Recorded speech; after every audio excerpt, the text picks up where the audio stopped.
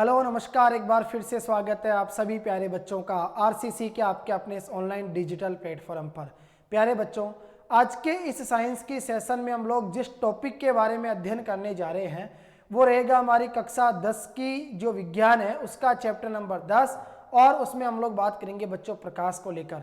आपको मालूम है प्रकाश को यहाँ पर हम दो भागों में पढ़ेंगे। एक में बात करेंगे प्रकाश के परावर्तन को लेकर और दूसरा हम लोग पढ़ेंगे बच्चों प्रकाश का अपवर्तन।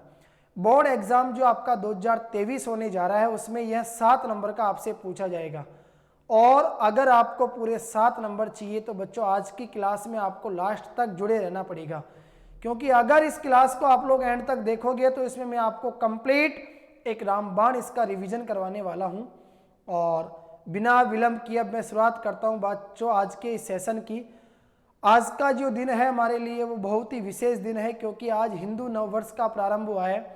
तो एक बार आप सभी प्यारे बच्चों को संपूर्ण रिया कोचिंग क्लासेज परिवार की ओर से हिंदू नववर्ष के इस पावन पर्व की ढेर सारी शुभकामनाएं।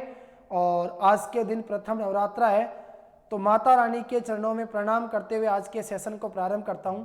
सबसे पहले हम लोग बात करते हैं बच्चों, स्क्रीन पे आपको दिखाई दे रहा है, और हम लोग बात करेंगे प्रकाश को लेकर।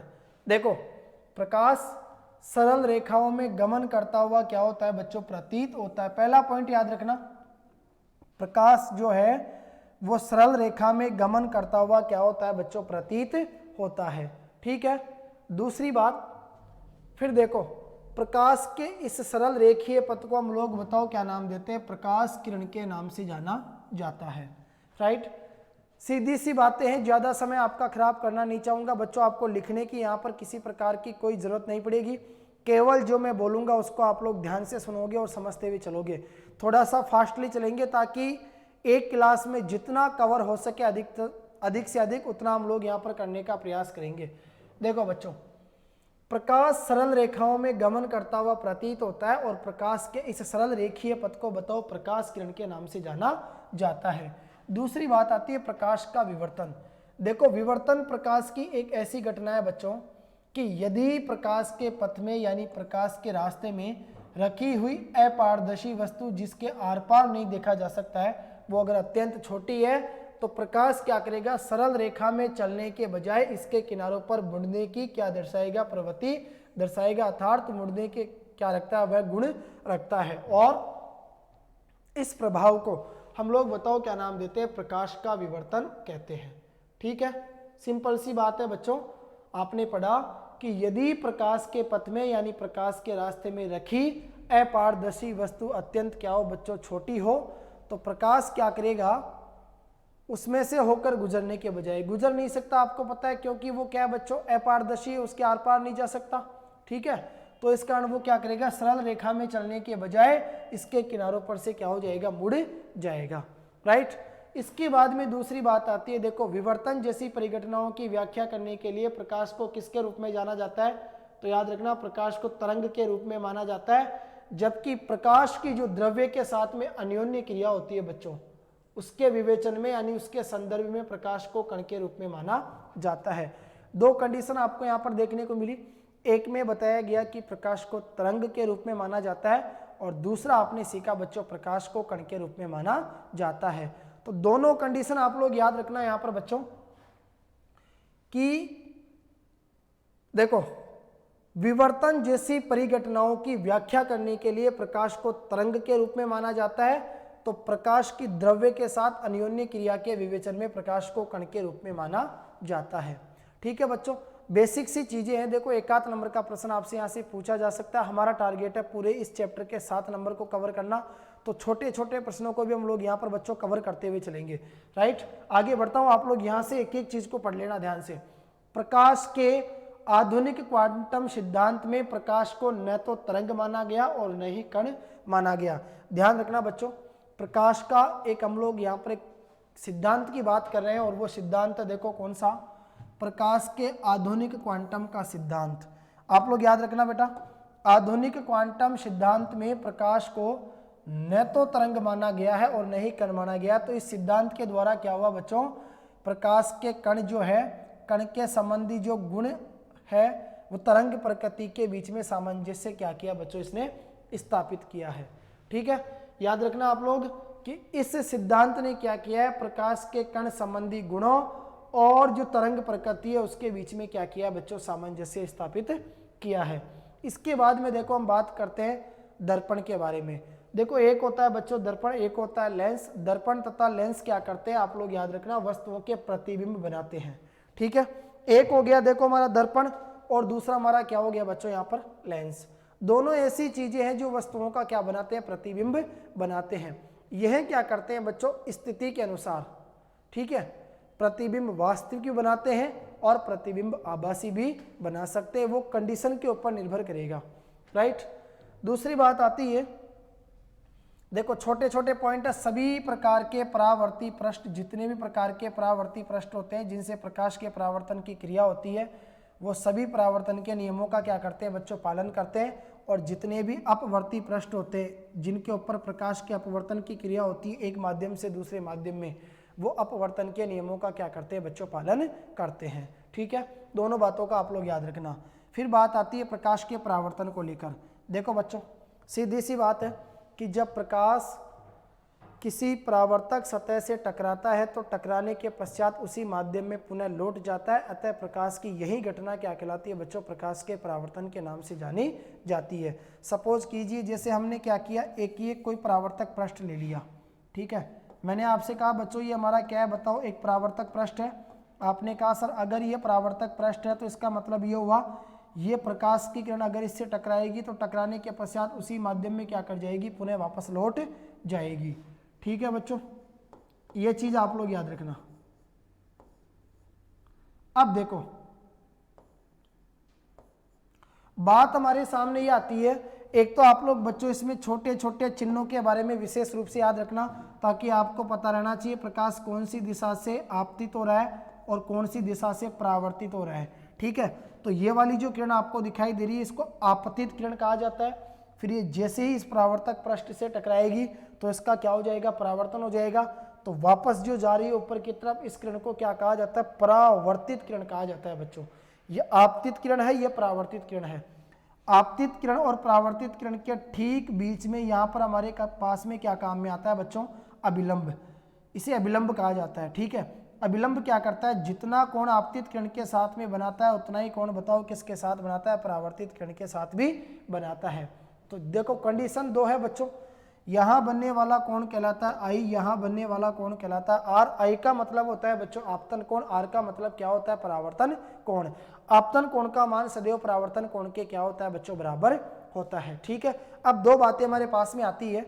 देखो दोनों बातें हमारे लिए ये है कि परावर्तन के नियम बताइए।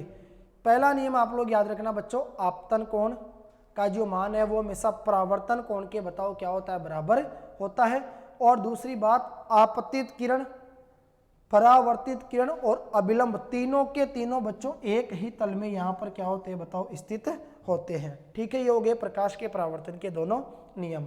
अगर फिर भी देखना चाहो तो देखो एक छोटा सा पॉइंट आपको यहाँ पर और दिया गया है और वो है बच्चों आपके लिए कि परावर्तित किरण यानी लौटकर जाने वाली जो किरण है, परावर्तित किरण की एक तो हो गई बच्चों आवृत्ति यानी फ्रीक्वेंसी और एक हो गई उसकी चाल। दोनों बताओ क्या रहती है, अपरिवर्तित रहती है, यानी आप कहोगे सर उनमें किसी प्रकार का कोई भी परिवर्तन नहीं होता। तो यह आप लोग ध्यान रखोगे बच्चों प्रकाश के परावर्तन को लेकर और प्रकाश के परावर्तन से संबंधित नियम। ठीक है बच्चों, इस क्लास को अधिक से अधिक शेयर करो। ये क्लास उन सभी विद्यार्थियों तक पहुंचनी चाहिए जो इस बार बोर्ड एग्जाम 2023 देंगे कक्षा 10 का, क्योंकि उन्हें भी बहुत जरूरत है। आगे देखो बच्चों, जब किसी कांच की पट्टिका की किसी एक सतह पर परावर्तक पदार्थ की क्या कर दी जाती है बताओ, पॉलिश कर दी जाती है, तो वह किसकी तरह कार्य करता है बच्चों, आप कहोगे सर वह दर्पण की तरह कार्य करता है। सिंपल सी बात है कि सर जब किसी कांच की पट्टिका की किसी एक सतह के ऊपर अगर परावर्तक पदार्थ की क्या कर दी जाती है, पॉलिश कर दी जाती है, तो वो क्या बन जाता है बच्चों, दर्पण बन जाता है। दर्पण मुख्य रूप से कितने प्रकार का होता है, तो आप कहोगे सर दर्पण मुख्य रूप से दो प्रकार का होता है। एक होता है हमारे पास में बच्चों समतल दर्पण और दूसरा आता है हमारे पास में गोलीय दर्पण। समतल दर्पण में बनने वाला जो प्रतिबिंब होता है बच्चों, उस प्रतिबिंब के क्या क्या गुण होते हैं ये चीज आपको मालूम होनी चाहिए। बड़ा इंपॉर्टेंट प्रश्न आपको यहाँ से देखने को मिलेगा। पहला पॉइंट मैंने आपसे क्या कहा, समतल दर्पण में बनने वाला जो प्रतिबिंब होता है ना बच्चों, हमेशा आप लोग याद रखना वो कैसा होता है। आप कहोगे सर आभासी और सीधा, क्योंकि आभासी के साथ में बच्चों सीधा शब्द काम में आता है, जबकि वास्तविक के साथ में कौन सा शब्द काम में आता है, उल्टा काम में आता है। तो पहला पॉइंट याद करो, समतल दर्पण द्वारा बनने वाला जो प्रतिबिंब है वो हमें कैसा प्राप्त होता है, तो आप कहोगे सर सदैव यानी हमेशा आभासी एवं सीधा प्राप्त होता है। और दूसरी बात ये आती है बच्चों, जैसे आप दर्पण के सामने खड़े हो, तो दर्पण के सामने आप 5 सेंटीमीटर की दूरी पर हो, तो आपका जो प्रतिबिंब होगा वो उस दर्पण के पीछे 5 सेंटीमीटर की दूरी पर ही बनेगा। इसका मतलब क्या हुआ, तो आप ये कहोगे कि सर दर्पण से वस्तु जितनी आगे होगी प्रतिबिंब दर्पण से पीछे उतनी ही दूरी पर बनेगा। और दूसरी बात, वस्तु के आकार के बराबर ही होगा। अगर वस्तु मान लो आपने 5 फुट की सामने रखी है, तो प्रतिबिंब जो बनेगा दर्पण के पीछे वो भी हमारे को कितने फुट का दिखाई देगा बच्चों, 5 फुट का ही दिखाई देगा। ये चीज याद रखोगे आप लोग समतल दर्पण के अंदर बनने वाले प्रतिबिंब के गुणों को लेकर। ठीक है बच्चों, इसके बाद में आगे हम लोग बात करते हैं। यहाँ पर आप कहोगे सर गोलीय दर्पण। देखो सीधी सी बात है, ऐसे दर्पण जिनका परावर्तक पृष्ठ समतल होता है उनको समतल दर्पण कहा जाता है। ठीक है, और ऐसे दर्पण जिनका परावर्तक पृष्ठ गोलीय होता है बच्चों, उनको गोलीय दर्पण के नाम से जाना जाता है। गोलीय दर्पण आपको पता है कितने प्रकार के होते हैं, आप कहोगे सर 2 प्रकार के होते हैं। एक होता है बच्चों हमारा यहाँ पर अवतल दर्पण, जिसमें हम लोग प्रतिबिंब की 6 स्थितियों का अध्ययन करेंगे जो हमारे लिए बड़ी इंपॉर्टेंट है। और एक हम लोग बात करेंगे बच्चों प्रकाश के एक हम बात करेंगे उत्तल दर्पण को लेकर, जिसमें प्रतिबिंब के निर्माण की 2 स्थितियों का हम लोग यहाँ पर अध्ययन करेंगे। ठीक है बच्चों, देखो पूरा कवर करेंगे इसके अंदर, पूरे 7 नंबर हमारे को लाना है। मैं वादा करता हूं बच्चों इससे बाहर एक भी बोर्ड एग्जाम में प्रश्न नहीं जा सकता। क्यों? क्योंकि मैं पूरा इसका रामबाण यहाँ पर रिवीजन करवाने वाला हूं। आगे देखो बच्चों, फिर बात आती है देखो हमारे सामने कि सर गोलीय दर्पण 2 प्रकार का हो गया, अवतल दर्पण और उत्तल दर्पण। देखो बच्चों अवतल दर्पण का मतलब क्या होता है, पीछे भी आपको दिखाई दे रहा है स्क्रीन के ऊपर। आप कहोगे सर अवतल दर्पण एक ऐसा गोलीय दर्पण होता है जो अंदर की ओर वक्रित होता है तथा सुरक्षा के लिए उस पर बाहर की तरफ क्या चढ़ाया जाता है, परावर्तक आवरण चढ़ाया जाता है। जबकि बच्चों अगर बात करते हैं उत्तल दर्पण की, तो उत्तल दर्पण बाहर की ओर क्या होता है, वक्रित होता है, जबकि उसके अंदर की ओर सुरक्षा के लिए क्या चढ़ाया जाता है, परावर्तक आवरण चढ़ाया जाता है। एक छोटा सा एग्जाम्पल यहाँ पर मैं आपको बताने का प्रयास करूंगा। जैसे बच्चों मान लो मैंने आपसे कहा और कि 2 प्रकार के हमारे पास में है ना दर्पण आ गए। एक मैंने कहा ये वाला दर्पण है, ये देखो अंदर की ओर वक्रित है, तो बाहर की तरफ क्या चढ़ा देंगे हम लोग, परावर्तक आवरण। और दूसरा दर्पण हो गया हमारा ये वाला, इसमें हमने क्या किया बच्चों, इसको बाहर की ओर वक्रित कर दिया, तो इसके अंदर बताओ क्या चढ़ा देंगे हम लोग, यहाँ पर परावर्तक आवरण। ठीक है, 2 चीजें आप लोग याद रखना। तो ये तो बताओ कैसा दर्पण है, अवतल दर्पण है। क्यों? क्योंकि ये अंदर की ओर वक्रित है, बाहर की तरफ क्या चढ़ा दिया हमने, परावर्तक आवरण। जबकि ये कैसा है, तो आप कहोगे सर वो उत्तल दर्पण है, क्योंकि वो बाहर की ओर वक्रित है और अंदर की तरफ हमने क्या चढ़ा दिया, परावर्तक आवरण। क्लियर? इसके बाद में आगे बात करते हैं बच्चों। तो देखो दर्पण से संबंधित कुछ महत्वपूर्ण परिभाषाएं हमारे पास में आती है, और ये महत्वपूर्ण परिभाषाएं देखो सबसे पहले बात करेंगे बच्चों दर्पण के ध्रुव को लेकर। गोलीय दर्पण के परावर्तक पृष्ठ के केंद्र को दर्पण का ध्रुव कहा जाता है। ठीक है, दूसरी बात, इस गोले का जो केंद्र होता है बच्चों वो गोलीय दर्पण का वक्रता केंद्र कहलाता है। यह अक्सर सी से निरूपित किया जाता है। इसकी त्रिज्या दर्पण की वक्रता त्रिज्या कहलाती है। इसे अक्सर आर से निरूपित करते हैं। ध्रुव पी व वक्रता केंद्र सी की जो दूरी है वो वक्रता त्रिज्या के क्या होती है बच्चों, बराबर होती है। और एक आपने पढ़ा यहाँ पर मुख्य अक्ष, तो आप कहोगे सर गोलीय दर्पण के ध्रुव तथा वक्रता त्रिज्या से गुजरने वाली जो एक सीधी काल्पनिक रेखा है उसको दर्पण का मुख्य अक्ष कहते हैं। समझने योग्य चीज आपके लिए बच्चों ये है कि जैसे मान के चलो ये हमारे पास में एक रेखा है। अब मैंने कहा हमने एक दर्पण लिया, और दर्पण बताओ हमने कैसा ले लिया, अवतल दर्पण। ये हो गया बच्चों हमारा एक अवतल दर्पण। ये अवतल दर्पण है क्योंकि आपने कहा सर ये अंदर की ओर वक्रित है और बाहर की तरफ क्या लगा हुआ है बताओ, परावर्तक आवरण लगा हुआ है। अब होता क्या है बच्चों, जैसे ये जो अवतल दर्पण है ये किसी गोले का भाग है। ठीक है, ये किसी गोले का भाग है। अब उस गोले का केंद्र जैसे मान के चलो ये है, तो इसे क्या कहा जाएगा, वक्रता केंद्र कहा जाएगा। इसको सी से प्रदर्शित किया जाता है। ये हो गया हमारे पास में दर्पण का बताओ क्या ध्रुव, इसको पी से प्रदर्शित करते हैं। यानी गोलीय दर्पण जो है वो एक गोले का भाग होता है। और गोलीय दर्पण का यानी अवतल दर्पण की अगर बात करें तो अवतल दर्पण का जो परावर्तक पृष्ठ है, इस परावर्तक पृष्ठ का जो केंद्र होगा उसको क्या कहा जाएगा, दर्पण का ध्रुव कहा जाएगा। ये दर्पण का ध्रुव हो गया। दर्पण के ध्रुव को वक्रता केंद्र से मिलाने वाली जो दूरी आपको ये दिखाई दे रही है इसको कहा जाता है आर, इसको वक्रता त्रिज्या के नाम से जाना जाता है। और ये जो वक्रता त्रिज्या होती है, ध्यान रखना, ये 2 गुना होती है किसकी, फोकस दूरी की। और फोकस दूरी का जो 2 गुना है वो वक्रता त्रिज्या के क्या होता है बच्चों, बराबर होता है। ठीक है, इसका मतलब आपने कहा कि सर इसका अगर आधा करेंगे तो यहाँ पर क्या आ जाएगा एफ। एफ को कहा जाता है बच्चों मुख्य फोकस।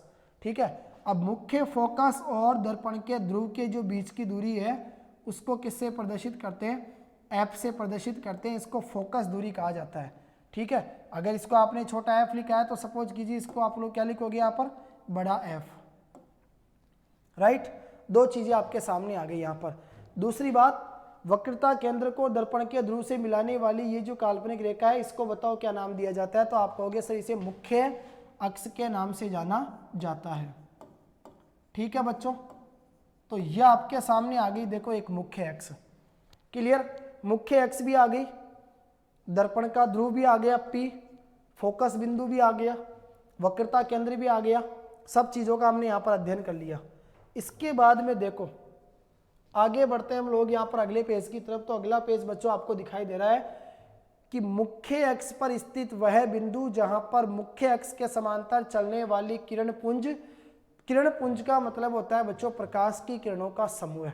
ठीक है, मुख्य अक्ष पर स्थित वह बिंदु जहां पर मुख्य अक्ष के समांतर चलने वाली किरण पुंज दर्पण से परावर्तन के उपरांत का मतलब होता है बच्चों बाद में।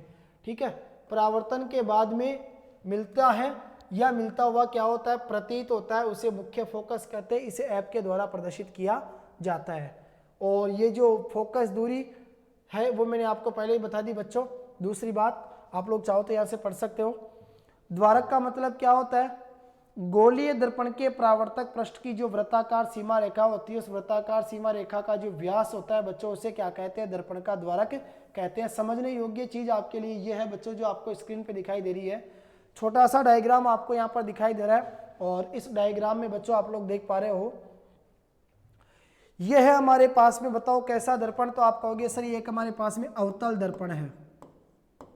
ये अवतल दर्पण हो गया बच्चों। अब आपने क्या कहा, देखो ये तो हो गई हमारी मुख्य अक्ष, ये वाली जो आपको दिखाई दे रही है पूरी, है ना, ये पूरी की पूरी बताओ हमारी क्या हो गई, मुख्य अक्ष ये वाली। अब इस मुख्य अक्ष के समांतर प्रकाश की किरणों का ये जो पुंज है, ये समूह, ये जैसे ही इस दर्पण से टकराएगा तो इनका क्या होगा, परावर्तन होगा। परावर्तन होने के बाद में ये क्या करेगी, सामने एक बिंदु के ऊपर आकर मिलेगी सभी। अब जिस बिंदु के ऊपर आकर मिल जाएगी उसको क्या कहा जाएगा बच्चों, उसे अवतल दर्पण के फोकस के नाम से जाना जाएगा। जबकि अगर सपोज करो इसकी जगह हमारे पास में दर्पण कैसा हो, उत्तल दर्पण, अगर मान लो बच्चों ये आपका उत्तल दर्पण है, मान लो कि ये है ही उत्तल दर्पण, ठीक है, ये हमारा एक उत्तल दर्पण है। उत्तल दर्पण में क्या होता है बच्चों, इन प्रकाश की किरणों को पीछे की ओर बढ़ाने पर ये हमारे को क्या होती है, मिलती हुई प्रतीत होती है। ठीक है, तो प्रकाश की किरणों को पीछे की ओर बढ़ाने पर मिलती हुई प्रतीत होती है किसमें, उत्तल दर्पण में। जबकि अवतल दर्पण में वास्तव में मिलती है, जिस बिंदु के ऊपर मिलती है, जिस बिंदु के ऊपर मिलती हुई प्रतीत होती है उसे बच्चों मुख्य फोकस के नाम से जाना जाता है। क्लियर बच्चों।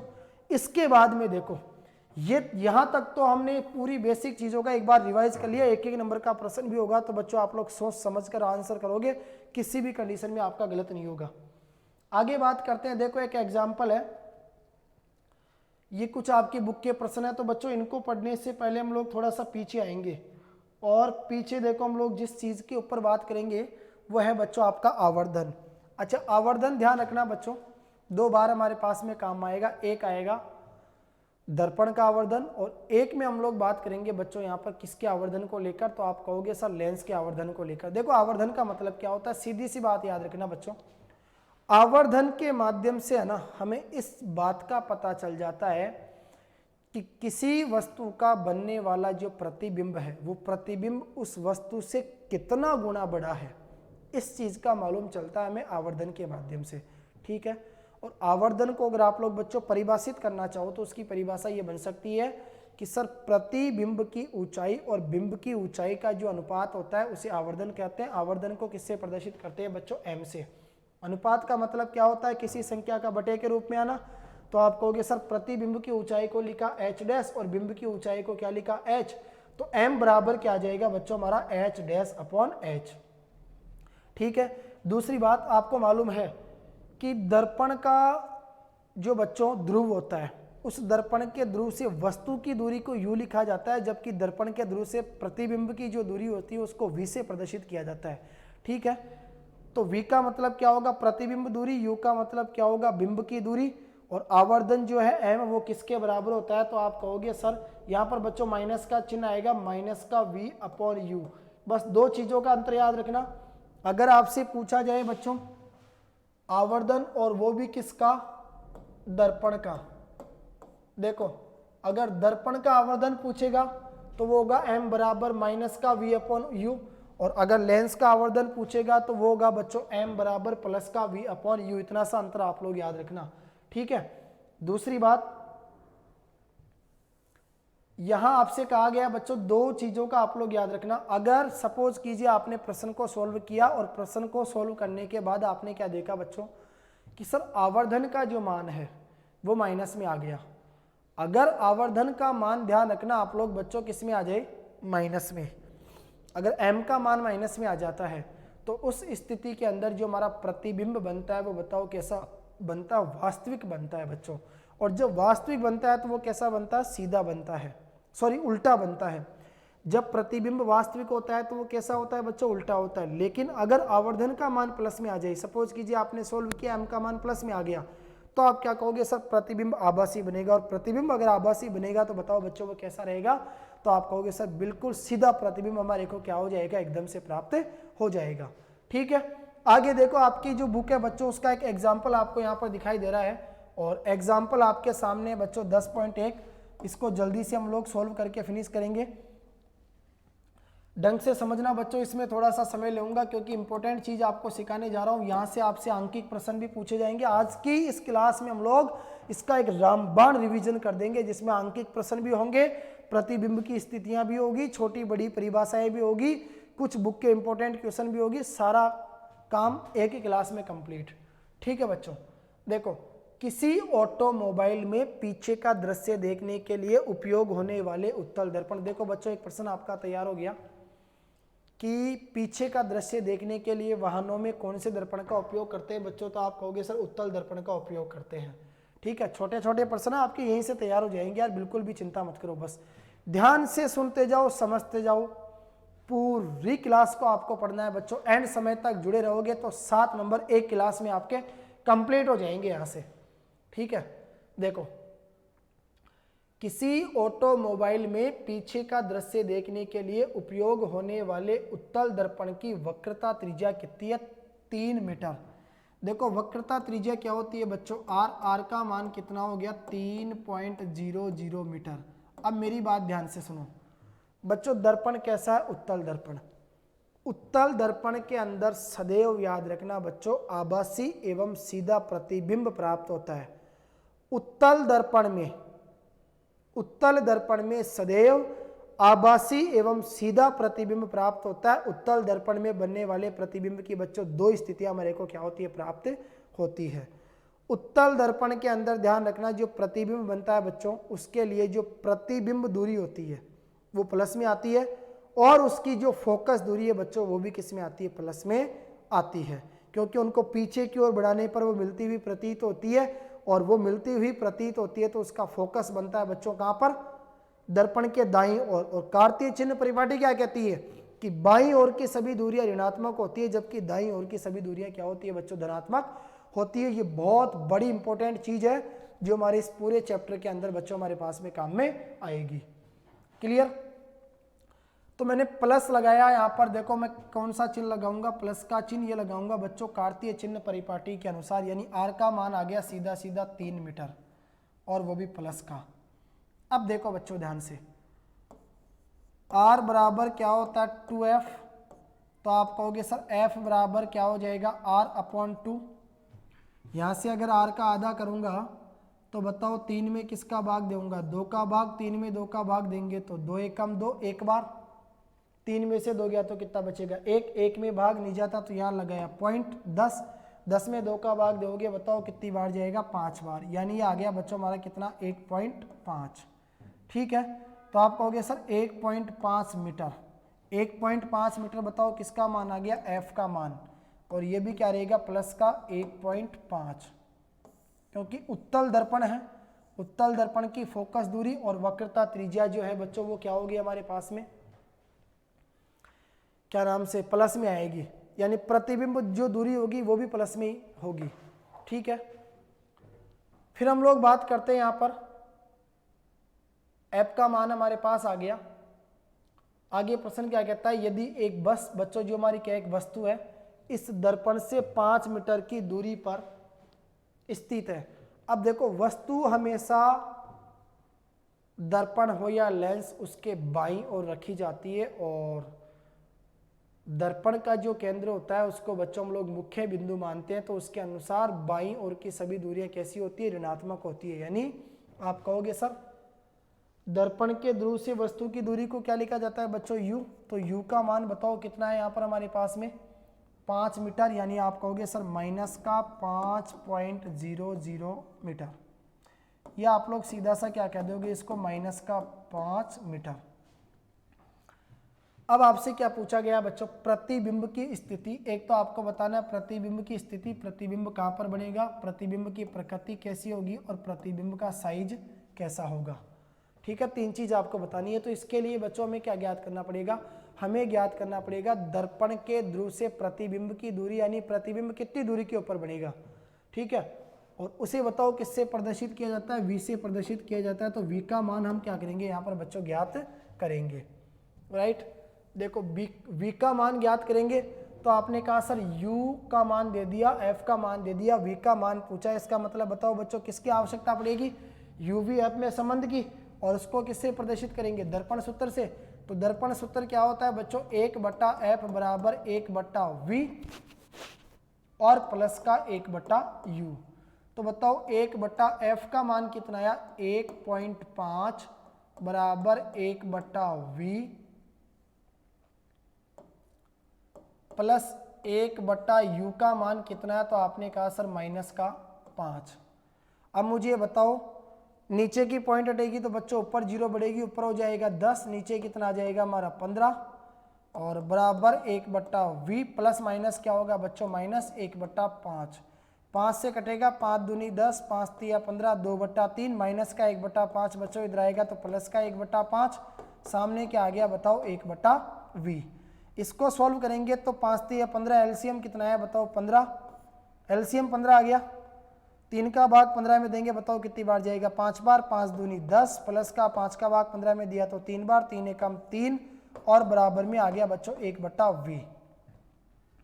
10 और 3 आपने कहा सर ये हो गया 13 बटे में आ गया 15 बराबर आ गया बच्चों 1/v। हमें v का मान चाहिए तो 1/v को उल्टा कर देंगे व्युत्क्रम, तो v ऊपर चला जाएगा, v में 1 का भाग दोगे तो v आएगा, तो v का मान यहाँ से निकालेंगे तो ये भी उल्टा हो जाएगा, 15 तो ऊपर चला जाएगा, 13 का आ जाएगा बच्चों नीचे। 13 का भाग देंगे 15 में तो आपने कहा सर 13 एकम 13, 15 में से 13 गया तो बच्चों कितने बचेंगे 2, 2 में नहीं जाता पॉइंट 0 उतारेंगे 20, 13 एकम 13। ठीक है, कितने बचेंगे 7, 7 यानी हो गया 70, 13 दूनी 26, 13 तीन 39, 13 चौके 52, 13 पंजे 65। बताओ कितनी बार जाएगा 5 बार। तो आपने कहा सर 1.15 मीटर, बताओ किसका मान आ गया v का मान। इससे बच्चों में क्या पता चलेगा, इससे हमें पता चलेगा कि सर v का जो मान हमारे पास आ रहा है ना, वो v का मान बताओ बच्चों कितना आया। तो आपने कहा सर v का मान देखो हमारे पास में आ गया 1.15 मीटर, यानी प्रतिबिंब जो बनेगा सर वो दर्पण के ध्रुव से 1.15 मीटर की दूरी पर बनेगा। अच्छा, अब एक बात बताओ, हमें ज्ञात करना है बच्चों आवर्धन का मान। आवर्धन m किसके बराबर होता है, तो आपने कहा sir h dash upon h के बराबर होता है, यानी प्रतिबिंब की ऊंचाई बटा बिंब की ऊंचाई। और ये बताओ किसके बराबर होती है, तो आपने कहा सर ये बराबर होती है किसके, v अपॉन u के बराबर होती है। मैंने कहा हमें ज्ञात करना है बच्चों दर्पण का आवर्धन, तो m बराबर क्या होता है बताओ माइनस का v अपॉन u। तो m बराबर माइनस v का मान कितना आया 1.15 और बटे में आ जाओ u का मान वो कितना था बच्चों माइनस का 5। ठीक है, तो माइनस से माइनस तो कट जाएगा, ऊपर बचेगा देखो 115, ऊपर की पॉइंट हटेगी, नीचे 0 बढ़ेगा, पॉइंट के बाद में 2 अंक का तो नीचे 2 0 बढ़ जाएगी। बताओ कितना हो जाएगा 500। इसको काटेंगे हम लोग तो 5 से कटेगा, आपने कहा सर 5 दूनी 10, 5 तिया 15, बटे में आया 5 एकम 5, 23/100 गुना। यानी इससे हमें पता चला कि सर यहाँ जो हमारा प्रतिबिंब बनेगा वो वस्तु से 23/100 गुना बनेगा। ठीक है, अब मुझे बताओ m का मान किस में आया। आपने कहा सर m का मान यहाँ पर प्लस में आ रहा है, तो हमने क्या पढ़ा था बच्चों, अगर m का मान प्लस में आता है ना, तो इसका मतलब प्रतिबिंब कैसा होगा, तो आप कहोगे सर आभासी एवं सीधा। क्लियर बच्चों, ये हो गया हमारे पहला जो आंकिक प्रश्न था उसका यहाँ पर फाइनली करेक्ट जवाब। अब आते हैं बच्चों देखो एक बड़े काम की चीज की तरफ, बड़ा जो हमारे को नंबर देकर जाएगा और जिसमें आपको कंफ्यूजन रहता है। लेकिन अब कंफ्यूजन की कोई जरूरत नहीं, अभी इसका कंफ्यूजन हम लोग बच्चों यहाँ पर खत्म कर देंगे। ये जो डायग्राम बच्चों आपको स्क्रीन पे दिखाई दे रहा है, इसमें बात की जा रही है अवतल दर्पण को लेकर। ठीक है, क्योंकि मैंने आपको पहले स्पष्ट करा दिया कि अवतल दर्पण में बच्चों जब प्रतिबिंब बनता है तो उसके लिए 6 स्थितियां हम लोग यहाँ पर पढ़ते हैं, जबकि उत्तल दर्पण में अगर प्रतिबिंब बनता है तो उसके लिए मात्र 2 स्थितियां हमें पढ़नी पड़ती है बच्चों। ठीक है, तो अवतल दर्पण हमारा इंपॉर्टेंट है क्योंकि इसकी 6 स्थितियां हैं। अब वो 6 स्थितियां हम ये देखेंगे कि सर वस्तु कहाँ पर होगी, उसका प्रतिबिंब कहाँ पर बनेगा, और फिर दूसरी बात उसके साइज के अंदर छोटे बड़े में क्या रहेगा, वास्तविक उल्टा होगा या आभासी सीधा होगा। तो इसको याद करने की बच्चों देखो एक छोटी सी ट्रिक मैं आपको बता रहा हूँ। सारणी याद रखते हो बहुत खुशी की बात है, अगर सारणी आपको याद नहीं होती है तो बिल्कुल भी चिंता करने की जरूरत नहीं है। सबसे पहले क्या करोगे बच्चों, आप लोग ऐसे देखो एक लाइन खींचोगे। ठीक है, मैं एक काम करता हूँ, थोड़ा सा इसको आपको ना अलग से बता देता हूँ। यहाँ पर देखो सबसे पहले आपको क्या करनी है बच्चों, ऐसे एक लाइन खींचनी है। अगर आपको ये सारणी याद नहीं हो तो आपको इस चीज़ का उपयोग करना है, अन्यथा आप कोशिश करना बच्चों प्रत्येक चीज़ है ना आपको मतलब याद रहनी चाहिए। राइट, सबसे पहले आपने लाइन खींचा, हमें बताओ कौन सी दर्पण की आवश्यकता पड़ेगी। आपने कहा अवतल दर्पण की। ये बच्चों हो गया हमारा अवतल दर्पण। अब ये जो लाइन हमने खींची है बताओ ये क्या हो गई, हमारी मुख्य अक्ष। ये आपकी मुख्य अक्ष आ गई, मुख्य अक्ष। देखो काम क्या करना पड़ेगा आपको, सबसे पहले तो एक तो आएगा बच्चों वक्रता केंद्र। जैसे मान लो ये वक्रता केंद्र सी है, अब ये दूरी आपकी 10 है तो इसका आधा कर लो, और ठीक बीच में क्या आ जाएगा बताओ एफ, फोकस। ठीक है बच्चों, इधर थोड़ा सा आगे बढ़ेंगे तो आगे बढ़ेंगे हम लोग किसकी तरफ बताओ, अनंत की तरफ। तो बिंदु देखो कहाँ कहाँ अंकित करेंगे, एक बिंदु हम लोग अंकित करेंगे अनंत के ऊपर, दूसरा करेंगे अनंत और वक्रता केंद्र के बीच यानी सी से परे, एक वक्रता केंद्र के ऊपर, वक्रता केंद्र और फोकस के बीच, एक आएगा बच्चों फोकस के ऊपर, एक आएगा फोकस और पी यानी ध्रुव के बीच। देखो कितने पॉइंट हमने अंकित किए, 6। इनको नाम देंगे बच्चों 1 2 3 4 5 6। ये बताओ किसकी स्थिति है, तो आप कहोगे यहां पर सर वस्तु की स्थिति।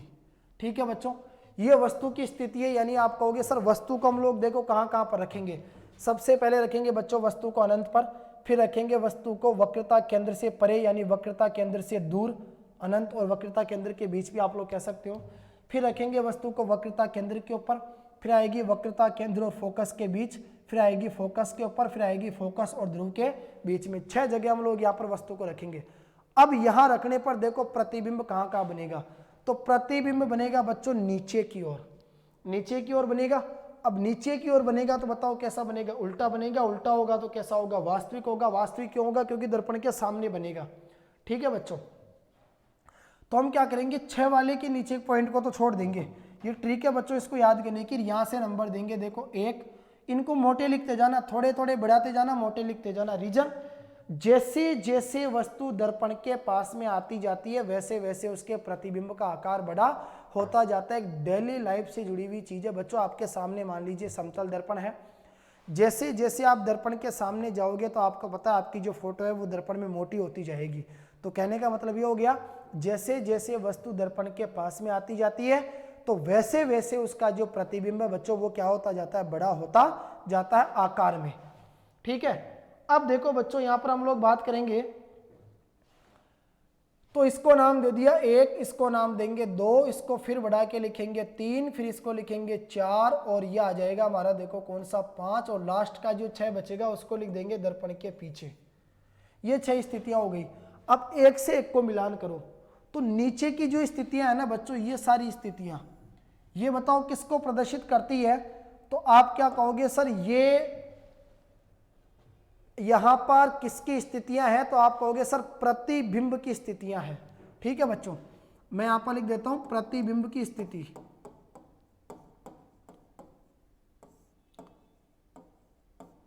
प्रतिबिंब की स्थिति। अब ध्यान से सुनिएगा आप लोग मेरी बात को। सबसे पहले आपने क्या कहा बच्चों कि वस्तु अगर सर अनंत पर है तो प्रतिबिंब कहां पर बनेगा, फोकस पर। वस्तु अगर वक्रता केंद्र से परे है तो प्रतिबिंब कहां पर बनेगा, बताओ, वक्रता केंद्र और फोकस के बीच। अगर वस्तु बच्चों हमारी वक्रता केंद्र के ऊपर है तो प्रतिबिंब भी कहां पर बनता है, वक्रता केंद्र के ऊपर। वस्तु अगर हमारी वक्रता केंद्र और फोकस के बीच है तो प्रतिबिंब कहां पर बनता है, वक्रता केंद्र से परे। और वस्तु अगर बच्चों हमारी फोकस के ऊपर है तो प्रतिबिंब कहां पर बनता है, अनंत पर। और वस्तु अगर हमारी फोकस और ध्रुव के बीच में है तो प्रतिबिंब बताओ कहां पर बनता है, दर्पण के पीछे। ठीक है, ये चीजें हो गई आपके सामने। अब देखो बात क्या आती है, प्रतिबिंब की स्थिति मैंने आपको बता दी। प्रतिबिंब के साइज को देखो तो मैंने क्या कहा, सबसे पहले नंबर पे आता है बच्चों अत्यधिक छोटा बिंदुवत यानी बिंदु के आकार का, फिर आता है छोटा। जब दोनों एक जगह आ जाएंगे तो आप कहोगे बराबर यानी वस्तु के आकार का, फिर आएगा बड़ा, फिर आएगा अत्यधिक विवर्धित यानी अत्यधिक बड़ा। विवर्धित शब्द का मतलब क्या होता है बच्चों, बड़ा। और जो पीछे बनेगा ना वो भी कैसा रहेगा, बड़ा। ये चीज आप लोग याद रखना बस केवल। अब प्रतिबिंब की प्रकृति में आपने क्या देखा, जितने भी प्रतिबिंब दर्पण के सामने बने वो सब के सब उल्टे हैं। उल्टे हैं तो इसका मतलब कैसा होगा, वास्तविक। अब केवल जो एक हमारा प्रतिबिंब बना है वो दर्पण के पीछे बना है, पीछे बना है तो वो कैसा बनेगा, सीधा, ऐसे ऊपर सीधा खड़ा बनेगा इस प्रकार से, है ना। तो वो कैसा होगा बताओ, आभासी। बाकी ये सब के सब कैसे बनाएंगे हमारे, इस प्रकार से। तो ये हमने एक बड़ी इंपॉर्टेंट चीज यहां पर देखी बच्चों। अगर आप लोग इसका जैसे किरण आरेख देखना चाहो तो इसके माध्यम से भी बच्चों आप लोग देख सकते हो। बस ध्यान रखना, किरण आरेख को समझने के लिए बच्चों आपको किरण आरेख के जो नियम है, 3-4 नियम, वो पता होना चाहिए कि अगर वस्तु की अगर मान लो प्रकाश की किरण मुख्य अक्ष के समांतर आती है तो वह फोकस से होकर गुजरती है, और अगर फोकस से होकर गुजरती है तो वह मुख्य अक्ष के क्या हो जाती है, समांतर हो जाती है। इसी प्रकार अगर प्रकाश की किरण वक्रता केंद्र से होकर गुजरती है तो वो 180 डिग्री के कोण के साथ वक्रता केंद्र से ही क्या हो जाती है, पुनः परावर्तित हो जाती है। ये सिंपल चीजें जो आपको बच्चों याद करनी है। ठीक है, पीछे आपने पढ़ा भी होगा। ये आपके सामने स्थितियां हैं। पहली स्थिति में आपने क्या देखा, देखो ऊपर का जो तीर का निशान है बच्चों ये वस्तु को प्रदर्शित करेगा, और नीचे का जो तीर का निशान है किसको प्रदर्शित करेगा, उसके प्रतिबिंब को। ठीक है, तो यहां प्रतिबिंब बनेगा फोकस के ऊपर, देखो केवल बिंदु है यानी बिंदु के आकार का। पहली स्थिति क्या थी सर, अगर वस्तु अनंत के ऊपर होगी, अगर वस्तु कहां पर होगी बच्चों, अनंत पर होगी, तो उसका प्रतिबिंब कहां पर बनेगा, फोकस पर। अब वस्तु कहां पर है, वक्रता केंद्र से परे, यानी अनंत आपका इधर रह गया। ठीक है, तो वस्तु वक्रता केंद्र से परे होगी तो उसका प्रतिबिंब देखो कहां पर बनेगा, प्रतिबिंब बनेगा वक्रता केंद्र और फोकस के बीच में नीचे की ओर, यानी उल्टा। उल्टा तो कैसा होगा, वास्तविक, राइट। और दूसरी बात, तीसरी स्थिति में आपको दिखाई दे रहा है बच्चों यहाँ पर कि वस्तु देखो कहां पर आ गई, वक्रता केंद्र के ऊपर। तो ऊपर देखो वस्तु है तो यहां नीचे आपको क्या बनता हुआ दिखाई दे रहा है बच्चों, तो आप कहोगे सिर्फ प्रतिबिंब बनता हुआ दिखाई दे रहा है। यानी वस्तु अगर वक्रता केंद्र पर रखी होगी तो प्रतिबिंब भी वक्रता केंद्र के ऊपर रखा होगा, यानी दोनों ऊपर नीचे बनेंगे तो आकार में बताओ कैसे हो जाएंगे, समान हो जाएंगे। ठीक है, इसी प्रकार अब हमारी वस्तु कहां पर आ गई, वस्तु आ गई वक्रता केंद्र और फोकस के बीच, तो प्रतिबिंब कहां पर बना, वक्रता केंद्र से परे। अब हमारी वस्तु देखो कहां पर चली गई, फोकस पर, तो प्रतिबिंब आपका कहां पर चला गया, नीचे अनंत पर। वस्तु को फिर और नजदीक लेकर गए फोकस और ध्रुव के बीच में, तो प्रतिबिंब हमारा कहां पर चला गया, दर्पण के पीछे सीधा। ठीक है, ये चीजें आप लोग याद रखना बच्चों। क्लियर? तो ये हमारा कंप्लीट हो गया अवतल दर्पण से बनने वाले प्रतिबिंब की स्थितियां। ठीक है बच्चों, अवतल दर्पण यहाँ पर आपका कंप्लीट हो गया, पूरा 6 स्थितियां आपने पढ़ ली और कुछ इसका एग्जाम्पल भी आप लोगों ने यहाँ पर देख लिया। ठीक है बच्चों, महत्वपूर्ण परिभाषाएं भी हमारी यहाँ से हो गई। अब आगे हम लोग बात करते हैं, देखो एक प्रश्न आपके सामने है बच्चों, एग्जाम्पल यानी आंकिक प्रश्न है, ढंग से समझना एक एक बात को ना। कोई 4.0 सेंटीमीटर साइज का बिंब, देखो बच्चों बिंब का आकार आपको दिया गया है, यानी बिंब की जो लंबाई है। अब बिंब की लंबाई क्या होती है? वस्तु की ऊंचाई। वस्तु की ऊंचाई को क्या लिखा जाता है? h। h का मान बताओ कितना आ गया? 4.0 सेंटीमीटर। कोई 4.0 सेंटीमीटर साइज का एक बिंब यानी वस्तु किसी 15.0 सेंटीमीटर फोकस दूरी के, देखो फोकस दूरी कितनी है एफ का मान? तो एफ का मान आपने कहा सर 15.0 सेंटीमीटर के अवतल दर्पण से। अब देखो बच्चों दर्पण कैसा है? अवतल दर्पण। मैंने आपसे क्या कहा?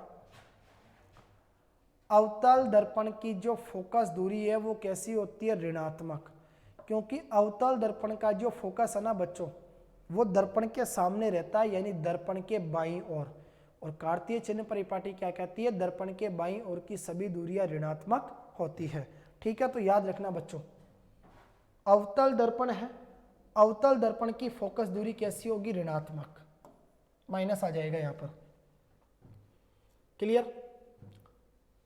फिर आगे प्रश्न क्या कहता है कि किसी 15.0 सेंटीमीटर फोकस दूरी के अवतल दर्पण से 25.0 सेंटीमीटर दूरी पर रखा है, यानी बिंब रखी हुई है वस्तु।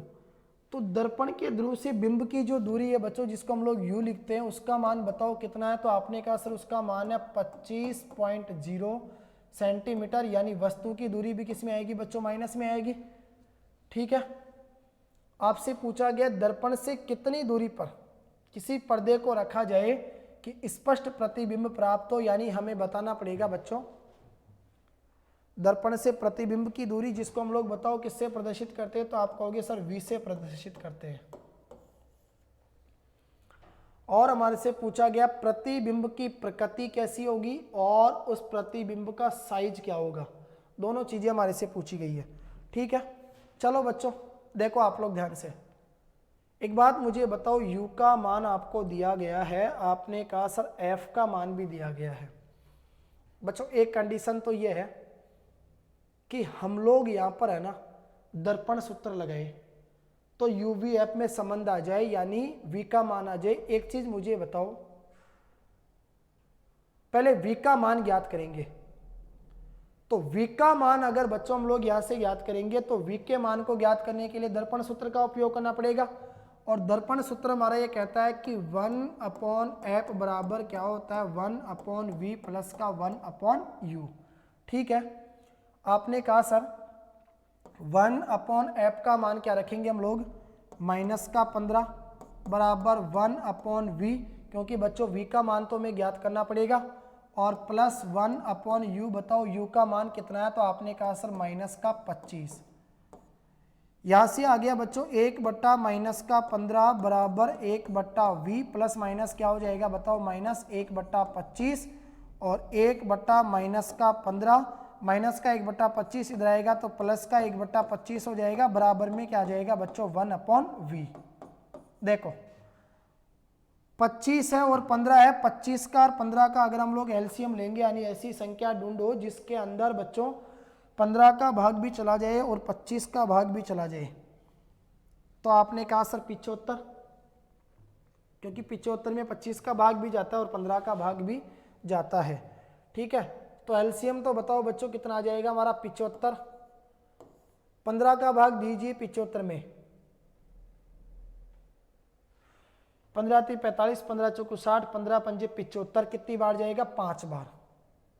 ठीक है, और माइनस के 5 को 1 से गुणा करेंगे तो यह आ जाएगा माइनस का 5 प्लस का 25 का भाग देंगे 75 में, 25 या 75 3 बार, 3 को गुणा करेंगे ऊपर वाले 1 से तो 3 एकम 3 बराबर में आ जाएगा 1/v। तो माइनस प्लस क्या होगा? माइनस, ठीक है ना, माइनस प्लस क्या हो जाएगा, माइनस हो जाएगा। तो 5 में से 3 गया तो माइनस का 2 बटे में कितना आ गया बताओ 75 बराबर में आ गया 1/v। v का मान निकालेंगे तो इसका व्युत्क्रम करेंगे, उल्टा कर देंगे, तो v का मान निकालेंगे यानी 1 कहाँ आ जाएगा v के बटे में, तो v में 1 का भाग देंगे तो बच्चों क्या आएगा v। इसी प्रकार बताओ अब आपको 75 में किसका भाग देना पड़ेगा, माइनस के 2 का। 75 में 2 का भाग देंगे तो 2 तिया 6, 2 पंजे 15, 35.5। आपने कहा सर v का मान आ गया माइनस का 35.5। एक बात मुझे बताओ बच्चों, v का मान आ गया माइनस का, है ना, v का मान माइनस में आ गया, यानी प्रतिबिंब की दूरी आपके पास में आ गई कितनी बताओ 35.5। अब आपको क्या ज्ञात करना था, प्रतिबिंब की प्रकृति और साइज यानी m का मान ज्ञात करेंगे। तो देखो बच्चों आपने पढ़ा था m बराबर होता है sir h dash upon h, और h डैश अपॉन h का जो मान है वो बताओ किसके बराबर होता है, तो आप कहोगे सर यहाँ से वो होता है किसके बराबर, माइनस के v अपॉन यू के बराबर। ठीक है, माइनस के v अपॉन यू के बराबर। एक बात मुझे बताओ, हमारे से क्या पूछा गया था, प्रतिबिंब की प्रकृति और प्रतिबिंब का साइज, यानी प्रतिबिंब की ऊंचाई पूछी गई हमारे से, एच डैश का मान। तो एक बात बताओ बच्चों आप लोग मुझे, एच डैश का मान अगर हम लोग यहां से निकालेंगे, है ना, तो आपने कहा सर एच डैश का मान तो हम लोग ज्ञात कर देंगे, एच का मान कितना आया, तो आपने कहा सर एच का मान प्रश्न में देखो दिया गया था, वो कितना था बच्चों हमारे पास में 4 बराबर माइनस v का मान कितना यार, तो v का मान आ गया माइनस का 35.5 और बटे में आ जाओ u का मान जो कितना था, तो आपने कहा सर u का मान आ गया माइनस का 25। एक बात मुझे बताओ बच्चों, h डैश बटा 4 बराबर माइनस माइनस गुणा में क्या हो जाएगा प्लस 35.5, पॉइंट हटेगा तो नीचे क्या बढ़ेगी बताओ, 0 बढ़ेगी, नीचे कितना हो जाएगा 250 माइनस का। तो देखो आपको पता है बीच में बराबर का चिन्ह है बच्चों, तो ये है ना 2 से कट जाएगा, कितनी बार 2 बार, तो इधर तो आ गया h डैश बटा 2 बराबर ऊपर आ गया बच्चों आपका कितना 355, नीचे 2 का भाग दिया था 2 एकम 2 और कितनी बार 25 बार। ठीक है, 5 से काटेंगे तो h डैश बटा 2 बराबर 5 7 35, 5 एकम 5 और कितनी बार जाएगा बताओ 25 बार। बराबर का चिन्ह तो क्रॉस मल्टीप्लाई कर दो, माइनस का 25 को h डैश से गुणा करो, माइनस का 25 h डैश बराबर 71 दूनी तो 7 दूनी 14, 2 एकम 2 142। यहाँ से h डैश का मान निकालेंगे तो यह आ जाएगा 142 बटे में आ जाएगा माइनस का 25, h डैश बराबर आ जाएगा 25 एकम 25, 25 दूना 50, 25 थी 75, 25 चौक 100, 25 पंजे 125, 25 छक्की 150, तो 25 पंजे 125 माइनस का 5, 142 में घटा देंगे किसको 125 को, तो 12 में से 5 गए तो 7 बचेगा, 3 में से 2 गया तो 1 बचेगा, यानी माइनस का 17 नहीं जाता, 0 उतारो, तो यह आ जाएगा देखो हमारे पास में माइनस का 5 पॉइंट 170 में कितनी बार जाएगा, तो आप कहोगे सर 170 में जाएगा हमारे पास में 25 का भाग 25 छक्की 150, 6 बार 20 बचेगा और 25 अंटे 200 यानी माइनस का 5.68। अब मुझे बताओ h डैश किसका मान आया, तो आपने कहा सर h डैश हमारे पास में आ गया प्रतिबिंब की ऊंचाई, प्रतिबिंब की ऊंचाई आ गई। अब एक काम करो m का मान निकालो आवर्धन का, m बराबर क्या होता है, तो आपने कहा sir h dash upon h होता है, h डैश का मान कितना है माइनस का 5.68 और बटा h का मान कितना था, तो आपने कहा सर h का मान था 4, तो m बराबर 4 का भाग देंगे 4 एकम 4 0.4 चौको 16, 4 दूनी 8, बताओ कितना आएगा, माइनस का 1.42। एम का मान किस में आया, माइनस में। तो आपने कहा सर एम का मान माइनस में आ गया, इसका मतलब अगर आवर्धन माइनस में आता है तो प्रतिबिंब कैसा बनता है, वास्तविक बनता है, और प्रतिबिंब अगर वास्तविक बनता है तो वो कैसा बनता है बच्चों, उल्टा बनता है। ठीक है, ये चीज आप लोग याद रखना। इसके बाद देखो अगले प्रश्न की तरफ हम लोग बात करते हैं बच्चों। आपसे पूछा गया है उस उत्तल दर्पण की फोकस दूरी ज्ञात कीजिए जिसकी वक्रता त्रिज्या 32 सेंटीमीटर। बच्चों 1 नंबर का प्रश्न आ सकता है, ऑब्जेक्टिव भी वो आपसे पूछ सकता है ना। एक बात मुझे बताओ यार, उस उत्तल दर्पण की फोकस दूरी, देखो फोकस दूरी को हम लोग किससे प्रदर्शित करेंगे बच्चों, एफ से। आपने कहा सर एफ का मान हमारे को ज्ञात करना पड़ेगा। अगर बच्चों एफ का मान आपको ज्ञात करना पड़ेगा तो वक्रता त्रिज्या कितनी है, आर का मान, आपने कहा सर आर का मान है हमारे पास में 32 सेंटीमीटर। एक बात मुझे आप लोग ये बताओ रे, आर का मान अगर हमारे पास में 32 सेंटीमीटर है तो बताओ यू वक्रता त्रिज्या और फोकस दूरी के बीच में संबंध क्या होता है, आर बराबर 2f। आर का मान आ गया 32 बराबर 2 इंटू एफ, 2 का भाग देंगे 32 में, 16 किसका मान आ जाएगा, एफ का मान। आपने कहा सर 16 सेंटीमीटर, 16 सेंटीमीटर हमारी क्या हो जाएगी, वक्रता त्रिज्या हो जाएगी। ठीक है बच्चों, इसी प्रकार अगर आप लोग दूसरे प्रश्न को देखोगे, देखो दूसरा प्रश्न क्या कहता है आपका, कोई अवतल दर्पण। बच्चों दर्पण कैसा है, अवतल। अवतल दर्पण अपने सामने, आपने सामने नहीं, अपने सामने आएगा यहां पर, अपने सामने 10 सेंटीमीटर दूरी पर रखे किसी बिंब, यानी बिंब दूरी कितनी है, तो आप कहोगे सर u का मान, बिंब दूरी किस में आएगी, माइनस में, माइनस का 10 सेंटीमीटर रखे किसी बिंब का 3 गुना आवर्धित बड़ा है। अब मैंने आपको क्या सिखाया था, आवर्धन का मतलब होता है बच्चों में ये पता चलता है कि कोई प्रतिबिंब बिंब की तुलना में कितना गुना बड़ा है। ठीक है, तो आप कहोगे सर 3 गुना आवर्धित, इसका मतलब 3 गुना बड़ा।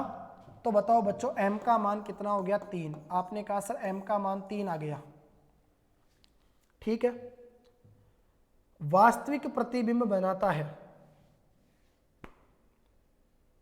वास्तविक प्रतिबिंब बनाता है। एक बात मुझे बताओ बच्चों, अगर प्रतिबिंब आपका वास्तविक होगा तो कैसा होगा, उल्टा होगा। वास्तविक प्रतिबिंब जब बनता है तो बताओ आवर्धन की स्थिति कैसी होती है, तो आप कहोगे सर आवर्धन ऋणात्मक होता है, यानी m का मान बताओ क्या रहेगा, माइनस का 3। ये रखेंगे हम लोग, m का मान बताओ क्या रखेंगे बच्चों, माइनस का 3। ठीक है, प्रतिबिंब दर्पण से कितनी दूरी पर है, यानी प्रतिबिंब दूरी ज्ञात करनी है, किसका मान, v का मान।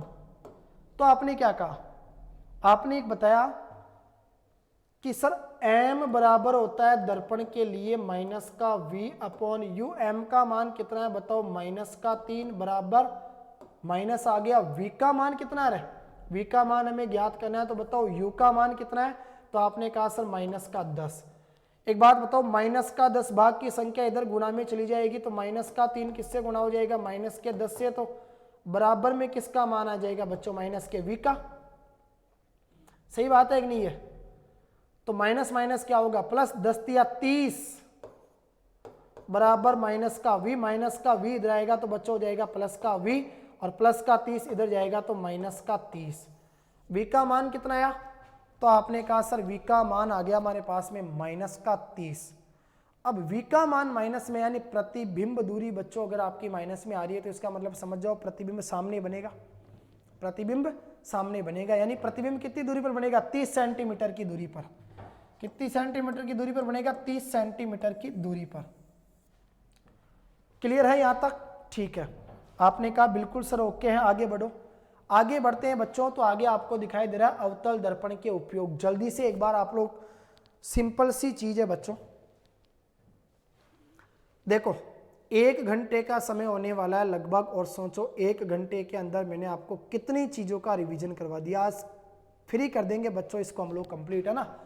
देखो अवतल दर्पण के उपयोग, अवतल दर्पण का उपयोग बच्चों एक तो सामान्य जो हमारी टॉर्च होती है, ठीक है, उसमें करते हैं, सर्च लाइट में करते हैं, वाहनों का जो अग्रदीप होता है बच्चों, आगे की जो हेडलाइट जिसको हम लोग कहते हैं, इन सब में बताओ प्रकाश का शक्तिशाली समांतर किरण पुंज प्राप्त करने के लिए हम लोग किसका उपयोग करते हैं? तो आप कहोगे सर अवतल दर्पण का उपयोग। देखो बच्चों, एग्जाम में अगर मान लो एग्जामिनर आपसे 4-5 पूछे ना, तो आप लोग है ना इनको पॉइंट बनाकर भी लिख सकते हैं। पॉइंट बनाकर आप लोग बताओ कैसे लिखोगे?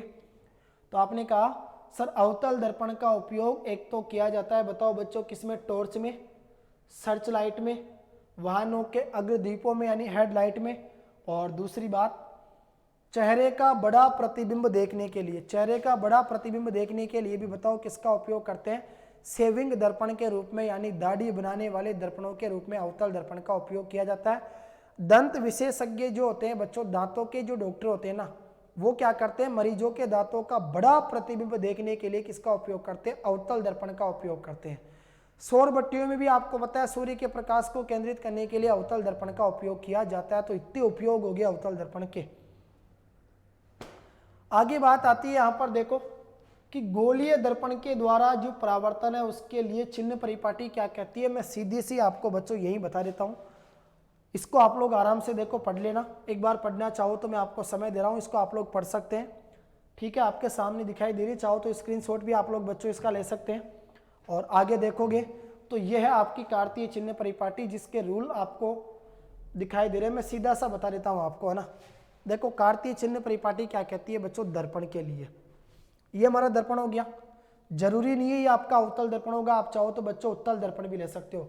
दर्पण का जो ध्रुव होता है इसको बच्चों मूल बिंदु माना जाता है। मूल बिंदु के बाईं और इधर सभी दूरियां ऋणात्मक होती है, जबकि मूल बिंदु के दाईं और सभी दूरियां कैसी होती है? धनात्मक होती है। मूल बिंदु के ऊपर सभी दूरियां धनात्मक होती है, जबकि मूल बिंदु के नीचे लंबवत सभी दूरियां कैसी होती है बच्चों? ऋणात्मक होती है। वस्तु हमेशा दर्पण के बाईं तरफ रखी जाती है। अब वस्तु का प्रतिबिंब बाईं तरफ बनेगा या दाईं तरफ बनेगा, वह निर्भर करता है बच्चों वस्तु की स्थिति के ऊपर। ठीक है, ये चीज आप लोग याद रखना। क्लियर है? इसके बाद में देखो आगे हम लोग बढ़ते हैं, तो दर्पण सूत्र और आवर्धन देखो बच्चों क्या होता है। ठीक है, गोलीय दर्पण में इसके ध्रुव से बिंब की दूरी, देखो मैं पहले ये सब चीजें बच्चों आपको बता चुका। दर्पण सूत्र क्या होता है हमने पढ़ लिया। दर्पण के ध्रुव से प्रतिबिंब की दूरी बच्चों v होती है। दर्पण के ध्रुव से बिंब यानी वस्तु की दूरी क्या होती है? सॉरी, दर्पण का जो ध्रुव होता है बच्चों उससे प्रतिबिंब की जो दूरी होती है वो तो v होती है, और दर्पण के ध्रुव से बिंब की जो दूरी होती है वो u होती है, और दर्पण के ध्रुव से फोकस की दूरी को क्या कहते हैं बच्चों? f कहते हैं। तीनों में जो संबंध होता है उसको दर्पण सूत्र कहते हैं। ठीक है, ये चीज आपको पता। आवर्धन क्या है हमने पहले ही पढ़ लिया ये सब चीजें। इसके बाद में आता है देखो उत्तल दर्पण के उपयोग। पहले हमने पढ़े थे बच्चों अवतल दर्पण के उपयोग, अब हम लोग बात करेंगे उत्तल दर्पण के उपयोग। उत्तल दर्पण में आप लोग मुख्य क्या चीज ध्यान में रखोगे? सुनना बच्चों, उत्तल दर्पणों का उपयोग सामान्यतः यानी मुख्य रूप से वाहनों के पश्च दृश्य, पश्च का मतलब क्या होता है बच्चों? पीछे का दृश्य।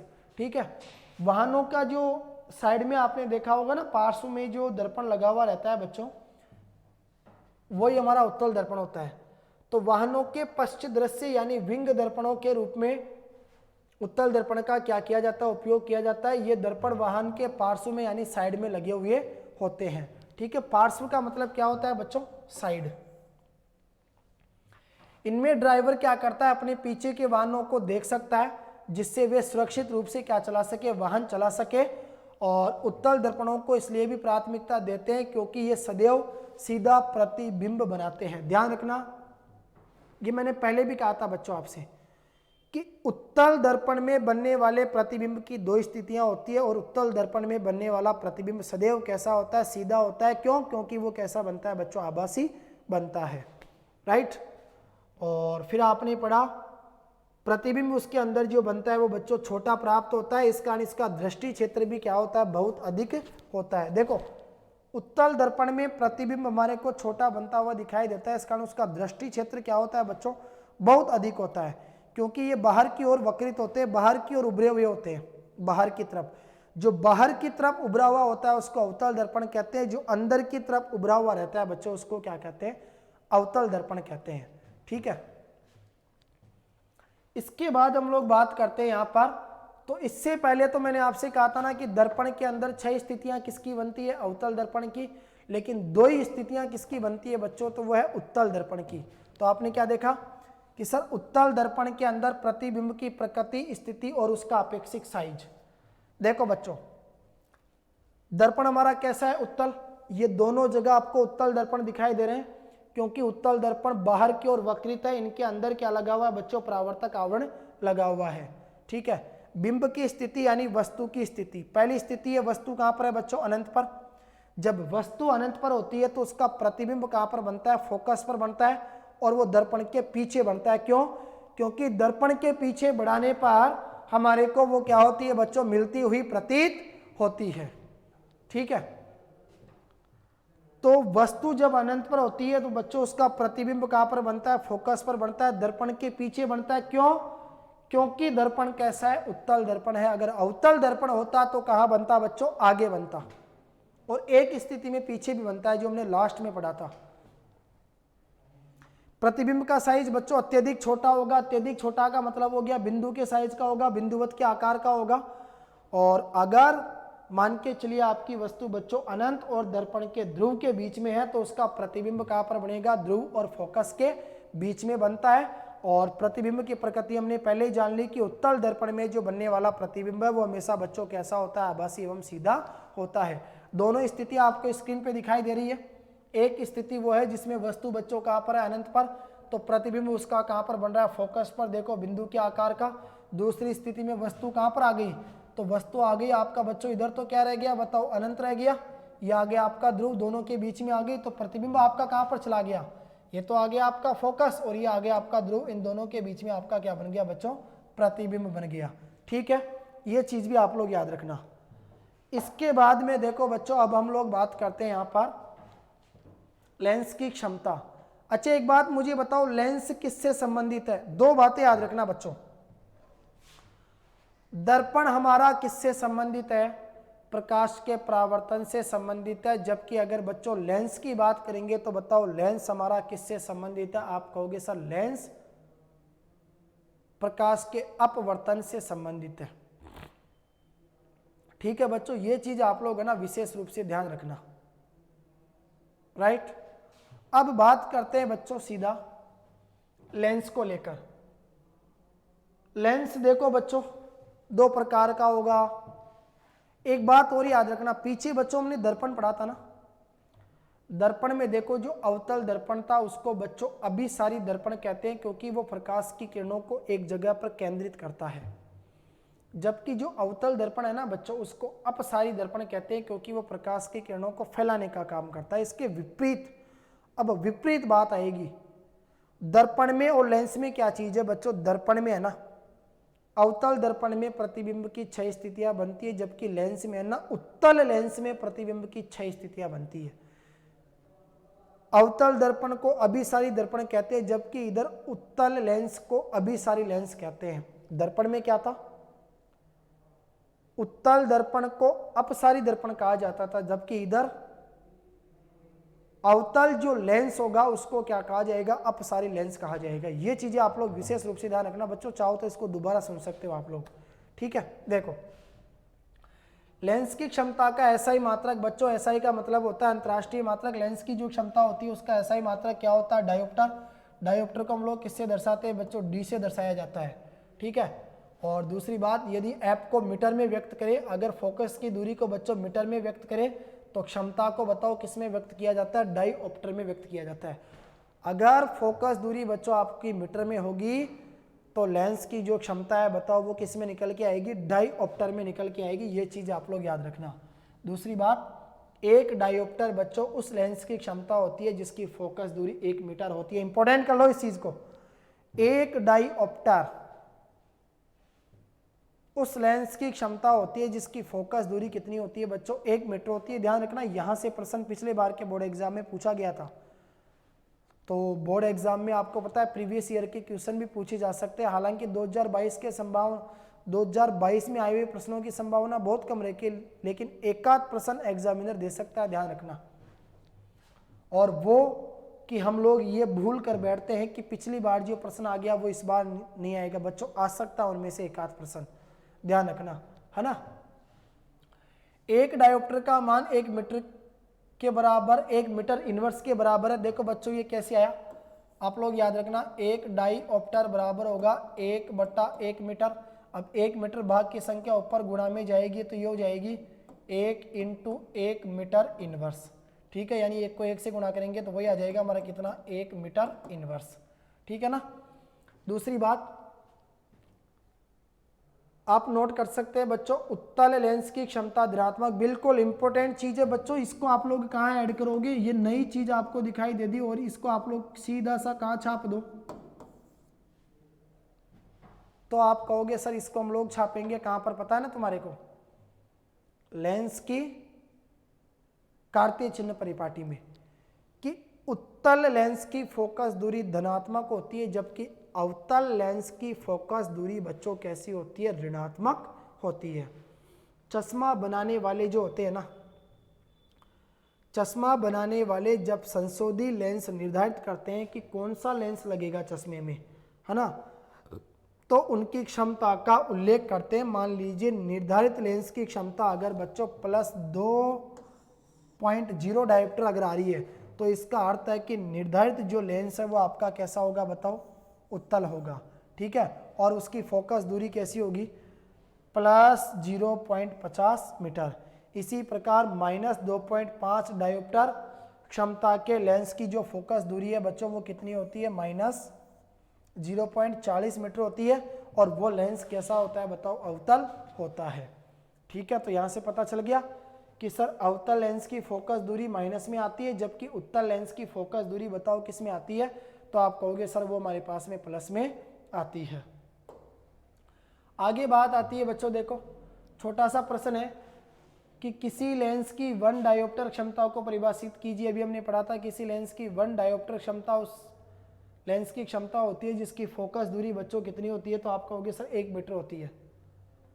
इसके बाद में देखो बच्चों एक छोटा सा क्वेश्चन है, तीसरा क्वेश्चन समझ लो, 2 मीटर फोकस दूरी वाले किसी अवतल लेंस की क्षमता ज्ञात कीजिए। अवतल लेंस की क्षमता को P से प्रदर्शित किया जाता है और P बराबर होता है 1/f, और वो भी किस में बच्चों, आप कहोगे सर मीटर में। तो 2 मीटर फोकस दूरी यानी f का मान कितना है, 2 मीटर, तो आप कहोगे सर P बराबर 1/2, 2 का भाग 1 में देंगे 0.50 डायोप्टर। हमारे पास में क्या निकल के आ जाएगी बच्चों यहाँ पर लेंस की क्षमता। अब देखो दूसरा प्रश्न आपका इंपॉर्टेंट है, तो पहले दूसरे प्रश्न को हम लोग यहाँ पर समझते हैं बच्चों। प्रश्न नंबर 2 के ऊपर आ जाओ सभी भैया बहन ध्यान से। देखो बेटा एक एक पॉइंट को समझते हुए चलना। मैंने कहा कोई उत्तल लेंस, बच्चों उत्तल लेंस है जिसकी प्रतिबिंब के लिए 6 स्थितियां काम में आती है ना। कोई उत्तल लेंस किसी सुई का, यानी वस्तु क्या है बच्चों हमारे पास में सुई है, सुई का वास्तविक तथा उल्टा प्रतिबिंब, देखो वास्तविक और उल्टा प्रतिबिंब उस लेंस से, बच्चों इस प्रश्न को पढ़ाने से पहले मैं आपको ना एक बार इसकी वो बता देता हूँ प्रतिबिंब की स्थिति है, जिससे हमारा ये चीजें है ना हमारी बच्चों क्या हो जाएगी, क्लियर हो जाएगी। देखो एक बार इसी में आगे बढ़ो, ये इसके एग्जाम्पल है, इनको बाद में देखते हैं, उससे पहले आओ सीधा देखो आवर्धन। अच्छा छोटे छोटे पॉइंट है, एक बार जल्दी से समझ लो। मैंने आपको पीछे क्या कहा था, दर्पण का आवर्धन क्या होता है बच्चों, m बराबर माइनस का v/u, जबकि लेंस का आवर्धन क्या होता है बच्चों, प्लस का v/u। ये चीज याद रखना। अब देखो लेंस के द्वारा उत्पन्न आवर्धन, किसी गोलीय दर्पण के द्वारा उत्पन्न आवर्धन की भांति प्रतिबिंब की ऊंचाई तथा बिंब की ऊंचाई के अनुपात के रूप में परिभाषित किया जाता है। आवर्धन को अक्सर m के द्वारा निरूपित करते हैं। यदि बिंब की ऊंचाई h हो तो प्रतिबिंब की ऊंचाई क्या होती है बच्चों, h'। और आपको पता है प्रतिबिंब की ऊंचाई और बिंब की ऊंचाई का अनुपात क्या कहलाता है, आवर्धन कहलाता है। m बराबर प्रतिबिंब की ऊंचाई बटा बिंब की ऊंचाई बराबर h'/h। हमने पढ़ा था सर लेंस द्वारा उत्पन्न आवर्धन बिंब दूरी u तथा प्रतिबिंब दूरी v से भी क्या है बच्चों, संबंधित है, ठीक है। और दूसरी बात आपको पीछे पढ़ाई गई थी बच्चों कि अगर आपका प्रतिबिंब कैसा होगा, वास्तविक, तो वो उल्टा बनेगा, यानी उस स्थिति में आवर्धन का मान कैसा होगा, माइनस में। और अगर प्रतिबिंब बच्चों आपका आभासी या सीधा है तो उस स्थिति में आवर्धन का मान कैसा होगा, प्लस में। ये सब चीजें हमने क्लियर कर ली थी, ठीक है। इसके बाद आगे देखता हूं, इस पेज पे कुछ नहीं है बच्चों। और आगे आपसे कहा गया है, देखो गोलीय लेंसों के लिए चिन्ह परिपाटी, वही चीज है बच्चों जो मैंने आपको पहले यहाँ पर क्लियर करवा दी, ठीक है। आप लोग चाहो तो इसको देखो, एक बार पढ़ सकते हो, पढ़ो बच्चों इसको एक बार आप लोग ध्यान से, जब तक मैं भी थोड़ा सा पानी वगैरह पी लेता हूं।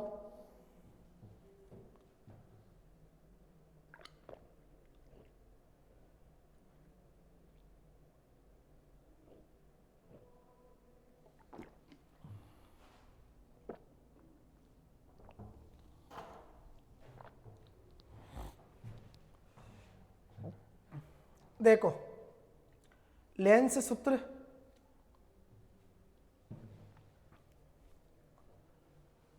लेंस सूत्र में छोटी सी चीज का ध्यान रखना बच्चों, दर्पण सूत्र की अगर बात करें जो हमने पीछे पढ़ा था, तो देखो बेटा दर्पण सूत्र में तो क्या है था, 1/f का मान बराबर होता है बच्चों 1/v प्लस 1/u के बराबर। लेकिन अगर बच्चों लेंस सूत्र की बात करूंगा, देखो तो लेंस सूत्र में याद रखना 1/f बराबर होता है 1/v माइनस का 1/u, या माइनस का चिन्ह आता है। बस एक चीज का ध्यान रखना बच्चों, v में से u को माइनस करना पड़ेगा, गलती से u में से v को माइनस मत कर देना। इस बात का विशेष आप लोग यहाँ से ध्यान रखोगे बच्चों, ठीक है ना। 1/v में से किसको घटाओगे, 1/u को, तो 1/f का मान प्राप्त हो जाएगा, जो क्या कहलाएगा बच्चों, हमारा uvf में संबंध लेंस सूत्र, ठीक है बच्चों। इसके बाद में देखो,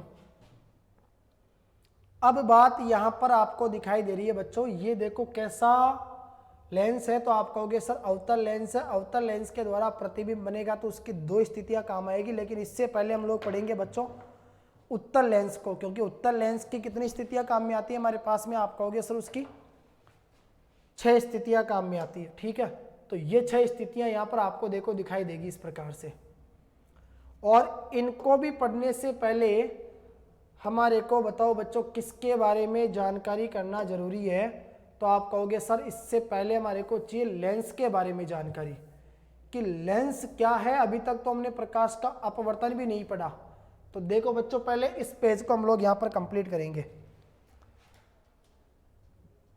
बताओ सबसे पहले क्या दिया गया आपको, आपने कहा सर सबसे पहले आ गया अपवर्तन। देखो बेटा ध्यान देना, बहुत काम की चीजें सीखोगे। 1 नंबर का जो प्रश्न है ना, ज्यादा आपसे पूछा जा सकता है अपवर्तन में, क्योंकि अपवर्तन परावर्तन की तुलना में थोड़ा सा बड़ा भी है और थोड़ी सी इंपॉर्टेंट चीजें भी हमारे को यहाँ पर ज्यादा देखने को मिलती है ना। देखो बच्चों प्रकाश का जब परावर्तन पीछे पड़ा था तो केवल एक माध्यम था, क्योंकि प्रकाश की किरण आई, परावर्तक सतह से टकराई और उसी माध्यम में पुनः वापस लौट गई। लेकिन जब प्रकाश का अपवर्तन पढ़ते हैं तो बच्चों याद रखना हमें कितने माध्यमों की आवश्यकता पड़ती है, तो आप कहोगे सर हमें 2 माध्यमों की आवश्यकता पड़ती है। एक माध्यम होता है बच्चों हमारा विरल माध्यम, एक होता है हमारा सघन माध्यम, ठीक है। प्रकाश की किरण विरल से सघन में प्रवेश करती है, सघन से विरल में वापस बाहर निकल जाती है। जब प्रकाश की किरण बच्चों एक माध्यम से दूसरे माध्यम में प्रवेश करती है तो दोनों माध्यमों को अलग करने वाले पृथककारी पृष्ठ पर वह अपने पथ से क्या हो जाती है, विचलित हो जाती है, और यही घटना प्रकाश के अपवर्तन के नाम से जानी जाती है, ठीक है। इसी प्रकार अपवर्तन के भी बच्चों 2 नियम आते हैं कि आपतन कोण का मान अपवर्तन कोण के बराबर होता है, और दूसरी बात बच्चों आप लोग याद रखना, आपतन कोण की ज्या और अपवर्तन कोण की ज्या का जो अनुपात है बच्चों वो क्या रहता है, नियत रहता है, अर्थात स्थिर हमारे को प्राप्त होता है। आपतन कोण की ज्या को लिखा जाता है बच्चों साइन आई, जबकि अपवर्तन कोण की ज्या को क्या लिखा जाता है बच्चों साइन आर, बराबर में क्या होता है, नियत, ठीक है। और इस कारण बच्चों इसको क्या कहा जाता है बताओ, स्नेल के नियम के नाम से भी जाना जाता है। ये चीज भी आप लोग याद रखोगे, ठीक है बच्चों। तो हमने पढ़ा कि सर प्रकाश का अपवर्तन हो गया, अपवर्तन के नियम भी हमने यहाँ पर पढ़ लिए, और फिर अपवर्तन के 2 नियम हो गए, ठीक है। एक तो क्या हो गया बच्चों, आपतित किरण, अपवर्तित किरण तथा दोनों माध्यमों को पृथक करने वाले पृष्ठ के आपतन बिंदु पर अभिलंब एक ही तल में स्थित होते हैं। सीधा सा मतलब ये है बच्चों कि आपतित किरण, देखो अपवर्तन का पहला नियम क्या है, आपतित किरण, अपवर्तित किरण और अभिलंब तीनों एक ही तल में स्थित होते हैं। और दूसरा नियम यह था बच्चों कि आपतन कोण की ज्या, अपवर्तन कोण की ज्या, दोनों का जो अनुपात है वो हमारे को क्या प्राप्त होता है, नियत प्राप्त होता है, यानी स्थिर होता है। ठीक है, और इस कारण इसको स्नेल के नियम के नाम से भी जाना जाता है। आगे देखो बच्चों, हम लोग बात करते हैं यहाँ पर, तो आप कहोगे कि सर इस स्थिरांक के मान को दूसरे माध्यम का पहले माध्यम के सापेक्ष अपवर्तनांक भी कहते हैं। ध्यान रखना बच्चों, अपवर्तनांक की परिभाषा को आप लोग कैसे लिखोगे, sine i upon sine r बराबर स्थिरांक। फिर आप लोग नीचे बच्चों एक पॉइंट लिख देना कि इस स्थिरांक के मान को, ये जो हमारे को प्राप्त हुआ है, इसके मान को दूसरे माध्यम का पहले माध्यम के सापेक्ष, दूसरे माध्यम का पहले माध्यम के सापेक्ष क्या कहा जाता है बच्चों, अपवर्तनांक के नाम से इसको जाना जाता है। ठीक है, इसके बाद में देखो बच्चों हमारे पास में बात आती है निरपेक्ष अपवर्तनांक को लेकर। देखो या तो कह दो बच्चों निरपेक्ष अपवर्तनांक, या कह दो सीधा सा अपवर्तनांक, या कह दो परम अपवर्तनांक, तीनों का मतलब बच्चों एक ही होता है। ये चीज आप लोग याद रखना। ठीक है, जब किसी माध्यम का अपवर्तनांक निर्वात के सापेक्ष ज्ञात किया जाता है तो इसे निरपेक्ष या परम अपवर्तनांक कहते हैं। सभी स्टूडेंट ध्यान से सुने बच्चों, जब किसी माध्यम का अपवर्तनांक, ठीक है, निर्वात के सापेक्ष ज्ञात किया जाता है। निर्वात का मतलब होता है बच्चों ऐसा क्षेत्र जहां पर वायुमंडल उपस्थित नहीं होता है, राइट। तो हमने पढ़ा कि सारे जब किसी माध्यम का अपवर्तनांक निर्वात के सापेक्ष ज्ञात किया जाता है तो इसे निरपेक्ष या परम अपवर्तनांक के नाम से जाना जाता है। देखो विरल माध्यम में प्रकाश की चाल, फिर यहां पर बच्चों कोमा लगाना, सघन माध्यम की अपेक्षा अधिक होती है। मैंने क्या कहा बच्चों, विरल माध्यम होता है ना, उसमें प्रकाश की जो चाल होती है वो सघन माध्यम की अपेक्षा अधिक होती है। इस कारण क्या होता है, जब प्रकाश की किरण विरल से सघन में प्रवेश करती है तो वो अभिलंब की ओर झुक जाती है। क्यों? क्योंकि बच्चों उसकी जो चाल है वो धीमी पड़ जाती है। लेकिन जब प्रकाश की किरण सघन माध्यम से विरल माध्यम में प्रवेश करती है तो वो अभिलंब से दूर हट जाती है, क्योंकि उसकी चाल बढ़ जाती है। तो आप लोग ध्यान रखना बच्चों, विरल माध्यम की चाल ज्यादा होती है, विरल माध्यम में प्रकाश की चाल ज्यादा होती है, जबकि सघन माध्यम में प्रकाश की चाल कम होती है। दोनों बातों का अंतर आप लोग याद रखना बच्चों, ठीक है। फिर बात आती है बच्चों, यहां पर आपने देखा कि सर माध्यम का अपवर्तनांक। देखो बच्चों ध्यान से सुनना आप लोग,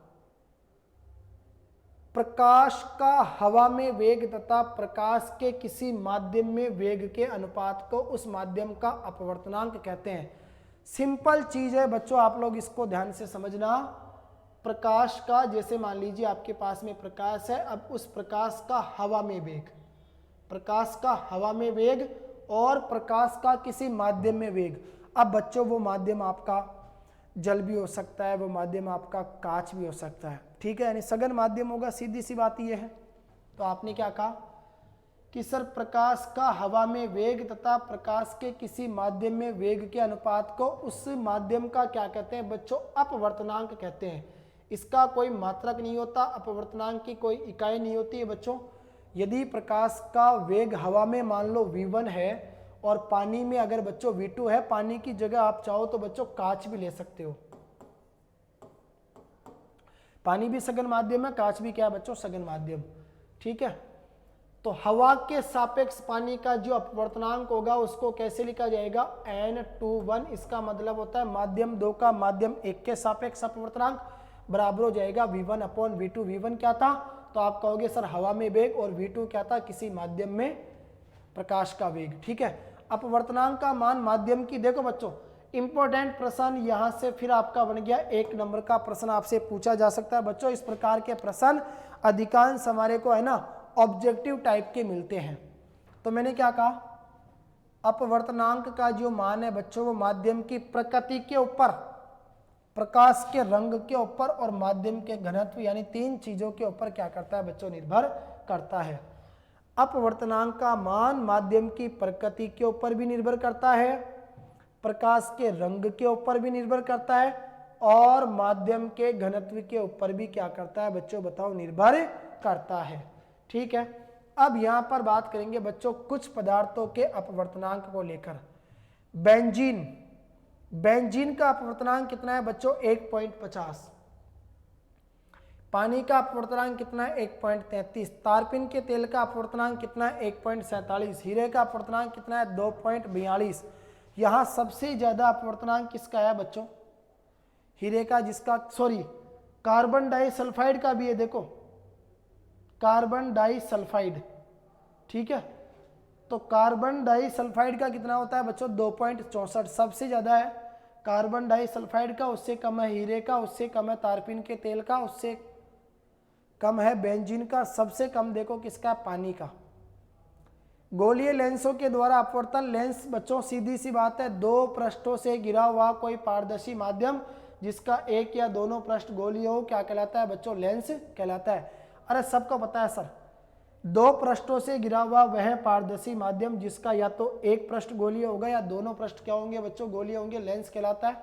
ठीक है, सीधा सा मोटे तौर पर आपको बता देता हूं बच्चों, लेंस हमारे पास में मुख्य रूप से देखो दो प्रकार के होते हैं। एक तो बच्चों ऐसा लेंस हमारे पास में काम में आता है जो बीच में से मोटा होता है, किनारों पर से पतला होता है, इसको तो नाम देते हैं बच्चों हम लोग उत्तल लेंस। ठीक है बच्चों, यह आ जाता है हमारे पास में इसका व्यास, जिसको कहते हैं लेंस का द्वारक, और लेंस का जो केंद्र होता है बच्चों उसे प्रकाशिक केंद्र कहा जाता है, जबकि दर्पण का जो केंद्र होता है उसे ध्रुव के नाम से जाना जाता है। ठीक है, आगे बात आती है बच्चों, एक लेंस देखो इस प्रकार से होता है जो बीच में से पतला होता है और किनारों पर से क्या होता है बच्चों, मोटा होता है। ठीक है, अरे किसी भी बच्चे को सोना नहीं है, लंबी क्लास जरूर है बच्चों, ज्यादा लंबी भी नहीं है, अभी तक तो हमारे को 1.5 घंटा भी नहीं हुआ, और लगभग कोशिश करूंगा बच्चों इसको 2 घंटे तक पूरा कवर कराने की, यानी 2 घंटे के अंदर अगर 2 घंटे की क्लास को पढ़ने से बच्चों सपोज करो अगर आपके बोर्ड एग्जाम में पूरे 7 नंबर आते हैं, तो इसका मतलब सोचिए धमाकेदार आपकी तैयारी यहां पर चल रही है। ठीक है, बीच में से पतला, किनारों पर से मोटा जो होता है बच्चों उसको क्या कहा जाता है, उसे अवतल लेंस कहते हैं। अब मैं यहाँ पर आपको सीधा सा बच्चों बोल के बता रहा हूं, ध्यान से सुनना आप लोग मेरी बात को। उत्तल लेंस को बच्चों अभिसारी लेंस कहते हैं क्योंकि यह प्रकाश की किरणों को एक जगह केंद्रित करता है, जबकि अवतल लेंस को अपसारी लेंस कहा जाता है क्योंकि यह प्रकाश की किरणों को फैलाता है। उत्तल लेंस को ही क्या कहते हैं बच्चों, द्वि उत्तल लेंस कहते हैं, जबकि अवतल लेंस को ही क्या कहा जाता है, द्वि अवतल लेंस के नाम से भी जाना जाता है। ठीक है, दूसरी बात, अवतल लेंस हो गया, द्वि उत्तल लेंस हो गया, अवतल लेंस को द्वि उत्तल अवतल लेंस भी आप लोग कह सकते हो। सब चीजें मैंने आपको बता दी। वक्रता केंद्र क्या होता है बच्चों, देखो किसी लेंस में बस इतना सा फर्क याद रखना बच्चों, लेंस में 2 वक्रता केंद्र काम में आते हैं, C1 और C2, 2 फोकस बिंदु काम में आते हैं, F1 और 2F1, यानी F1 F2, F1 F2 2 वक्रता केंद्र 2 होते हैं बच्चों, C1 C2, C1 को 2F1 कहा जाता है, C2 को 2F2 कहा जाता है। इसी प्रकार 2 क्या काम में आते हैं बताओ, फोकस F1 और F2, ये चीज आप लोग याद रखना, बस सिंपल सी बात है। बाकी मुख्य अक्ष क्या होती है, तो आप कह सकते हो लेंस के प्रकाशिक केंद्र और वक्रता केंद्र को मिलाने वाली जो काल्पनिक रेखा है उसे क्या कहा जाता है बच्चों, मुख्य अक्ष के नाम से जाना जाता है। ठीक है, ये सब चीजें हमने यहाँ पर क्लियर कर ली, राइट। इसके बाद में आगे देखो बच्चों, आगे बात आती है, ये एक चीज और है कि आयताकार कांच के स्लैब से प्रकाश का अपवर्तन। देखो बच्चों, इसको मैं ना चित्र के माध्यम से आपको यहाँ पर बताने का प्रयास कर रहा हूँ। ये हमारे पास में देखो बच्चों एक कांच का आयत के आकार का स्लैब है, ये तो हमारा कहलाएगा बताओ क्या, माध्यम 1। ये तो हो गया बच्चों हमारा माध्यम 1, जो बताओ कैसा है, विरल माध्यम।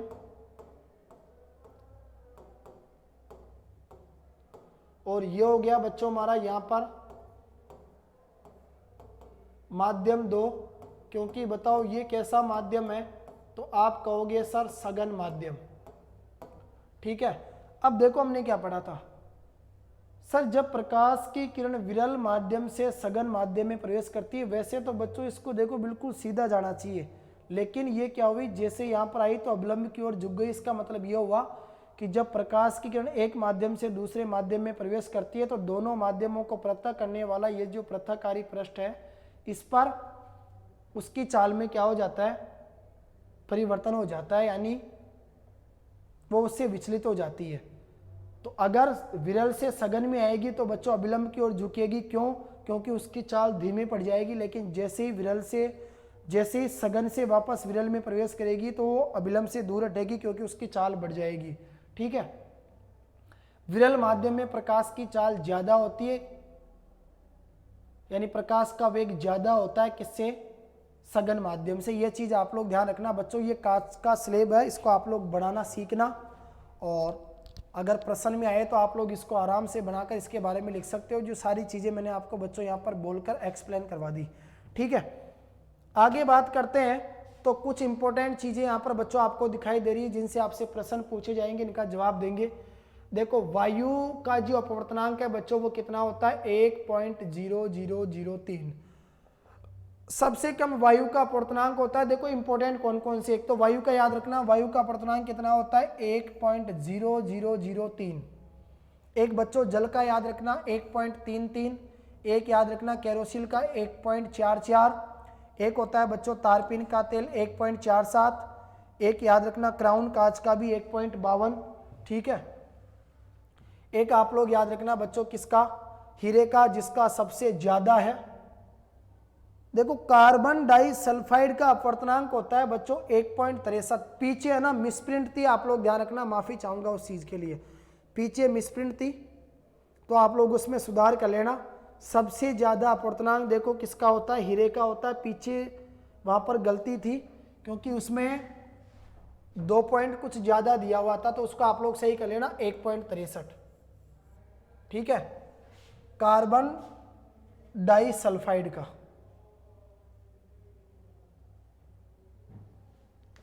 ठीक है बच्चों, इसके बाद देखो, अब यहां से वो पूछेगा तो आप लोग को अगर ये चीज याद रहेगी तो आप लोग बता सकते हो बच्चों किसका अपवर्तनांक ज्यादा होगा और किसका अपवर्तनांक कम होगा। ठीक है, देखो जिसका अपवर्तनांक कम होगा, ध्यान रखना उसके अंदर प्रकाश का जो वेग है वो सबसे ज्यादा होगा, और जिसका अपवर्तनांक सबसे ज्यादा होगा उसमें प्रकाश का जो वेग है बच्चों वो क्या होगा, सबसे कम होगा। ये चीज आप लोग याद रखना। ठीक है, इसके बाद देखो बच्चों, ये चीज हमने पढ़ ली, आयताकार कांच के स्लेब से प्रकाश का अपवर्तन भी हमारा यहां पर पूरा तैयार हो गया। और इससे पहले हमने क्या पढ़ा था बच्चों, तो आपने पढ़ा था कि प्रकाश का अपवर्तन क्या होता है, अपवर्तन के नियम क्या होता है, अपवर्तन से संबंधित महत्वपूर्ण परिभाषाएं।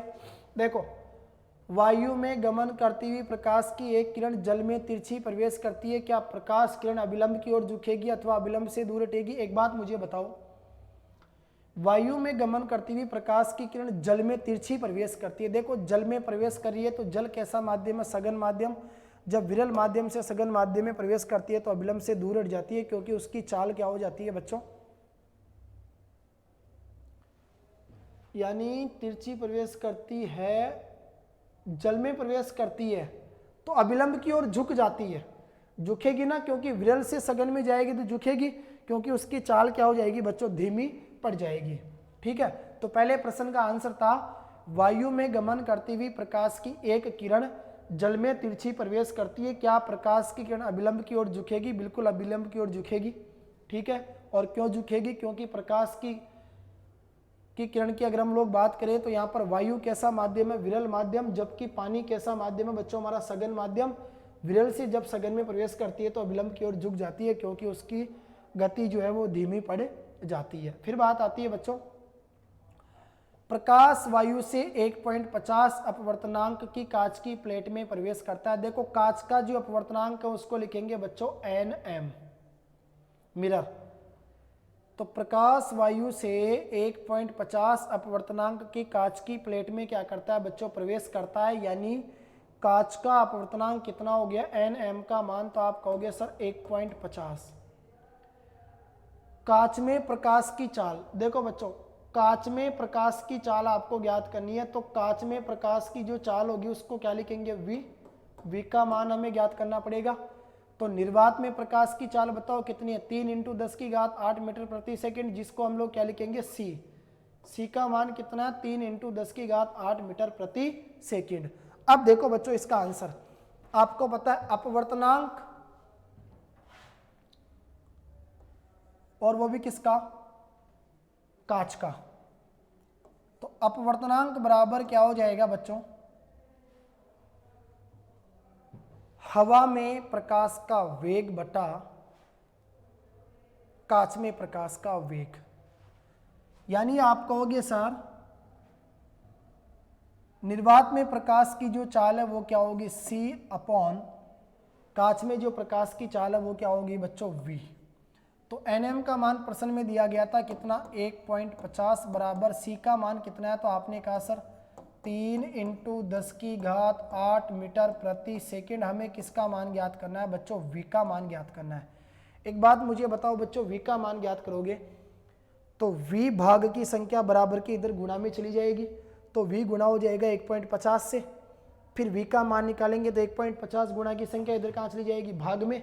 तो आपने कहा सर v बराबर आ जाएगा 3 × 10⁸ मीटर प्रति सेकंड, और बटे में कितना आ जाएगा, 1.50। ठीक है, तो यहाँ से v का मान निकालेंगे तो बच्चों नीचे की पॉइंट हटेगी तो ऊपर 0 बढ़ेगी, पॉइंट के बाद में 2 अंक का ऊपर 2 0 बढ़ जाएगी, कितना हो जाएगा, 300 × 10⁸ मीटर प्रति सेकंड, और बटे में कितना आ जाएगा, 150। 150 दूनी कितना होता है बच्चों, 300, तो यह आ गया 2 × 10⁸ मीटर प्रति सेकंड। ठीक है, ये हो गया बच्चों हमारे प्रश्न नंबर कौन सा था, 2 का फाइनली जवाब। प्रश्न नंबर 3 क्या कहता है, सारणी 10.3 से अधिकतम प्रकाशीय घनत्व के माध्यम को ज्ञात कीजिए, न्यूनतम प्रकाशीय घनत्व के माध्यम को भी ज्ञात कीजिए। देखो बच्चों एक चीज आप लोग याद रखना, ठीक है, मतलब जिस माध्यम का अपवर्तनांक सबसे ज्यादा होगा उसका बच्चों आप लोग याद रखना प्रकाशीय घनत्व भी सबसे ज्यादा होगा, और जिस माध्यम का अपवर्तनांक सबसे कम होगा उसका प्रकाशीय घनत्व भी सबसे कम होगा। हमने पढ़ा था बच्चों हवा का अपवर्तनांक और जल का अपवर्तनांक। देखो एक बार थोड़ा सा हम लोग रिवाइज करना चाहेंगे। वायु का अपवर्तनांक सबसे कम था बच्चों 1.003, इसका मतलब इसका प्रकाशीय घनत्व सबसे कम होगा। सबसे ज्यादा अपवर्तनांक किसका था, हीरे का, तो हीरे का प्रकाशीय घनत्व भी क्या होगा बच्चों, सबसे ज्यादा होगा। वापस पीछे आएंगे, फिर बात आती है बच्चों, अगला प्रश्न है, आपको केरोसिन, तारपीन का तेल तथा जल दिए गए, इनमें से किसमें प्रकाश सबसे अधिक तेज गति से चलता है, दिए गए आंकड़ों का उपयोग करके बताइए। अरे यार मैंने आपसे क्या कहा था, मैंने आपको ये सिखाया था बच्चों कि जिस माध्यम का अपवर्तनांक सबसे ज्यादा होगा उसमें प्रकाश की चाल सबसे कम होगी, है ना, और जिस माध्यम का अपवर्तनांक सबसे कम होगा उसमें प्रकाश की चाल सबसे ज्यादा होगी। तो एक बात मुझे बताओ यार, आपके सामने 3 चीजें हैं, केरोसिन भी है, तारपीन का तेल भी है और जल भी है, तो आप क्या कहोगे सर, जल का सबसे कम होता है, फिर उससे ज्यादा केरोसिन का होता है और उससे ज्यादा तारपीन के तेल का होता है। ठीक है बच्चों, देखो ये तो आ गया क्या नाम से जल, यह आ गया केरोसिन और यह आ गया तारपीन का तेल। तो इन तीनों में तीनों की बात करेंगे तो आप कहोगे सर सबसे ज्यादा अपवर्तनांक किसका है, तारपीन के तेल का। इसका मतलब इसकी चाल सबसे कम होगी, और सबसे कम अपवर्तनांक किसका है, जल का, तो इसका मतलब इसकी चाल क्या होगी, सबसे ज्यादा होगी। ठीक है बच्चों, हीरे का अपवर्तनांक 2.42 है। इस कथन का क्या तात्पर्य है, इस कथन का यह तात्पर्य है बच्चों कि हीरे में जो प्रकाश की चाल होगी, हीरे में जो प्रकाश की चाल होगी वो निर्वात में प्रकाश की चाल का 1/2.42 गुना होगी।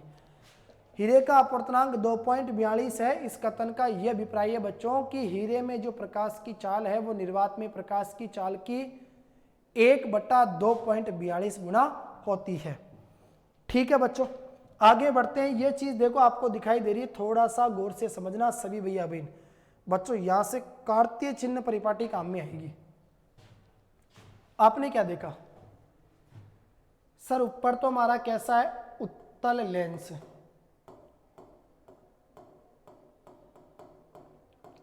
जबकि नीचे हमारा कैसा है बच्चों, अवतल लेंस। एक बात मुझे आप लोग ये बताओ रे, उत्तल लेंस को अभिसारी लेंस कहते हैं, अवतल लेंस को अपसारी लेंस कहते हैं, उत्तल लेंस को द्वि उत्तल लेंस कहते हैं, अवतल लेंस को द्वि अवतल लेंस कहा जाता है। बच्चों ये लेंस हो गया, लेंस के इधर सभी दूरियां बताओ कैसी होगी, तो आप ये कहोगे सर सभी दूरियां ऋणात्मक होगी, इधर सभी दूरियां धनात्मक होगी। अब एक बात बताओ, यहां केंद्रित हो रही है, इसका मतलब फोकस दूरी धनात्मक है, और इधर देखा तो बच्चों बाईं तरफ केंद्रित हो रही है, इसका मतलब फोकस दूरी कैसी है बच्चों, ऋणात्मक है। इधर फोकस दूरी भी ऋणात्मक है, वस्तु की दूरी भी ऋणात्मक है, तो प्रतिबिंब दूरी भी ऋणात्मक है।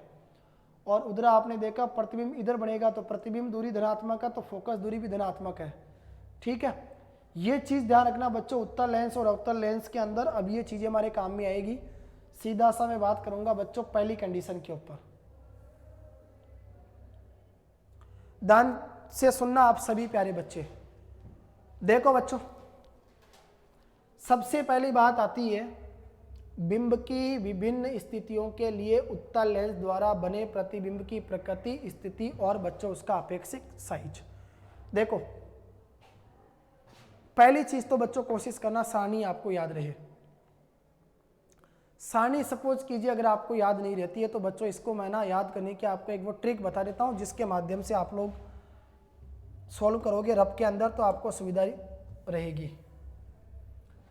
बच्चों ये तो आ गई हमारी मुख्य अक्ष।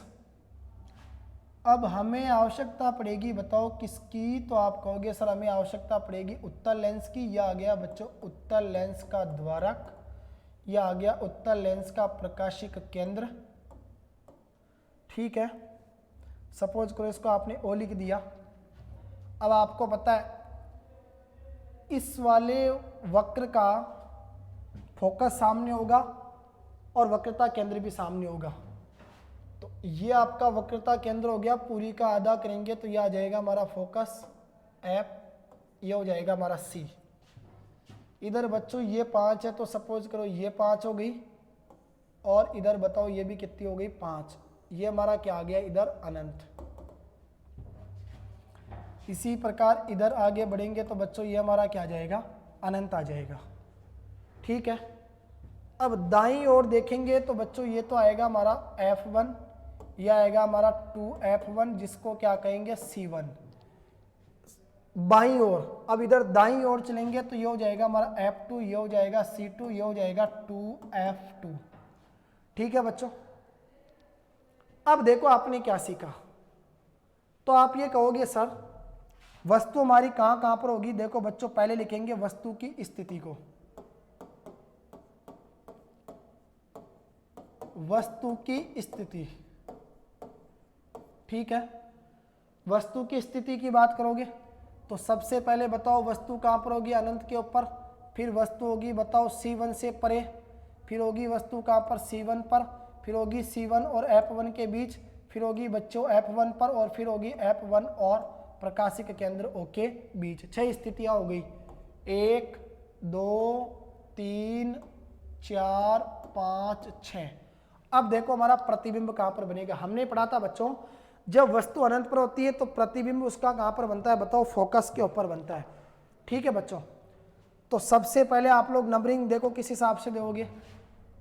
1 नंबर यहां आ जाएगा बच्चों 2, यह आ जाएगा हमारा 3, यह आ जाएगा हमारा 4। देखो बड़ा लिख रहा हूं, मतलब जैसे जैसे वस्तु लेंस के पास में आती जाएगी वैसे वैसे उसका प्रतिबिंब क्या होता जाएगा बच्चों, बड़ा होता जाएगा।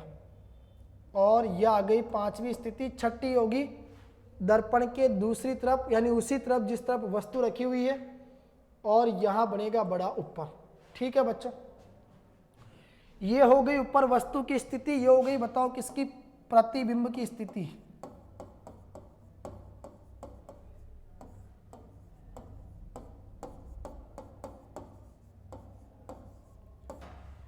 यह आ गया बच्चों यहां पर हमारा प्रतिबिंब की स्थिति। ध्यान से सुनना आप लोग एक बार।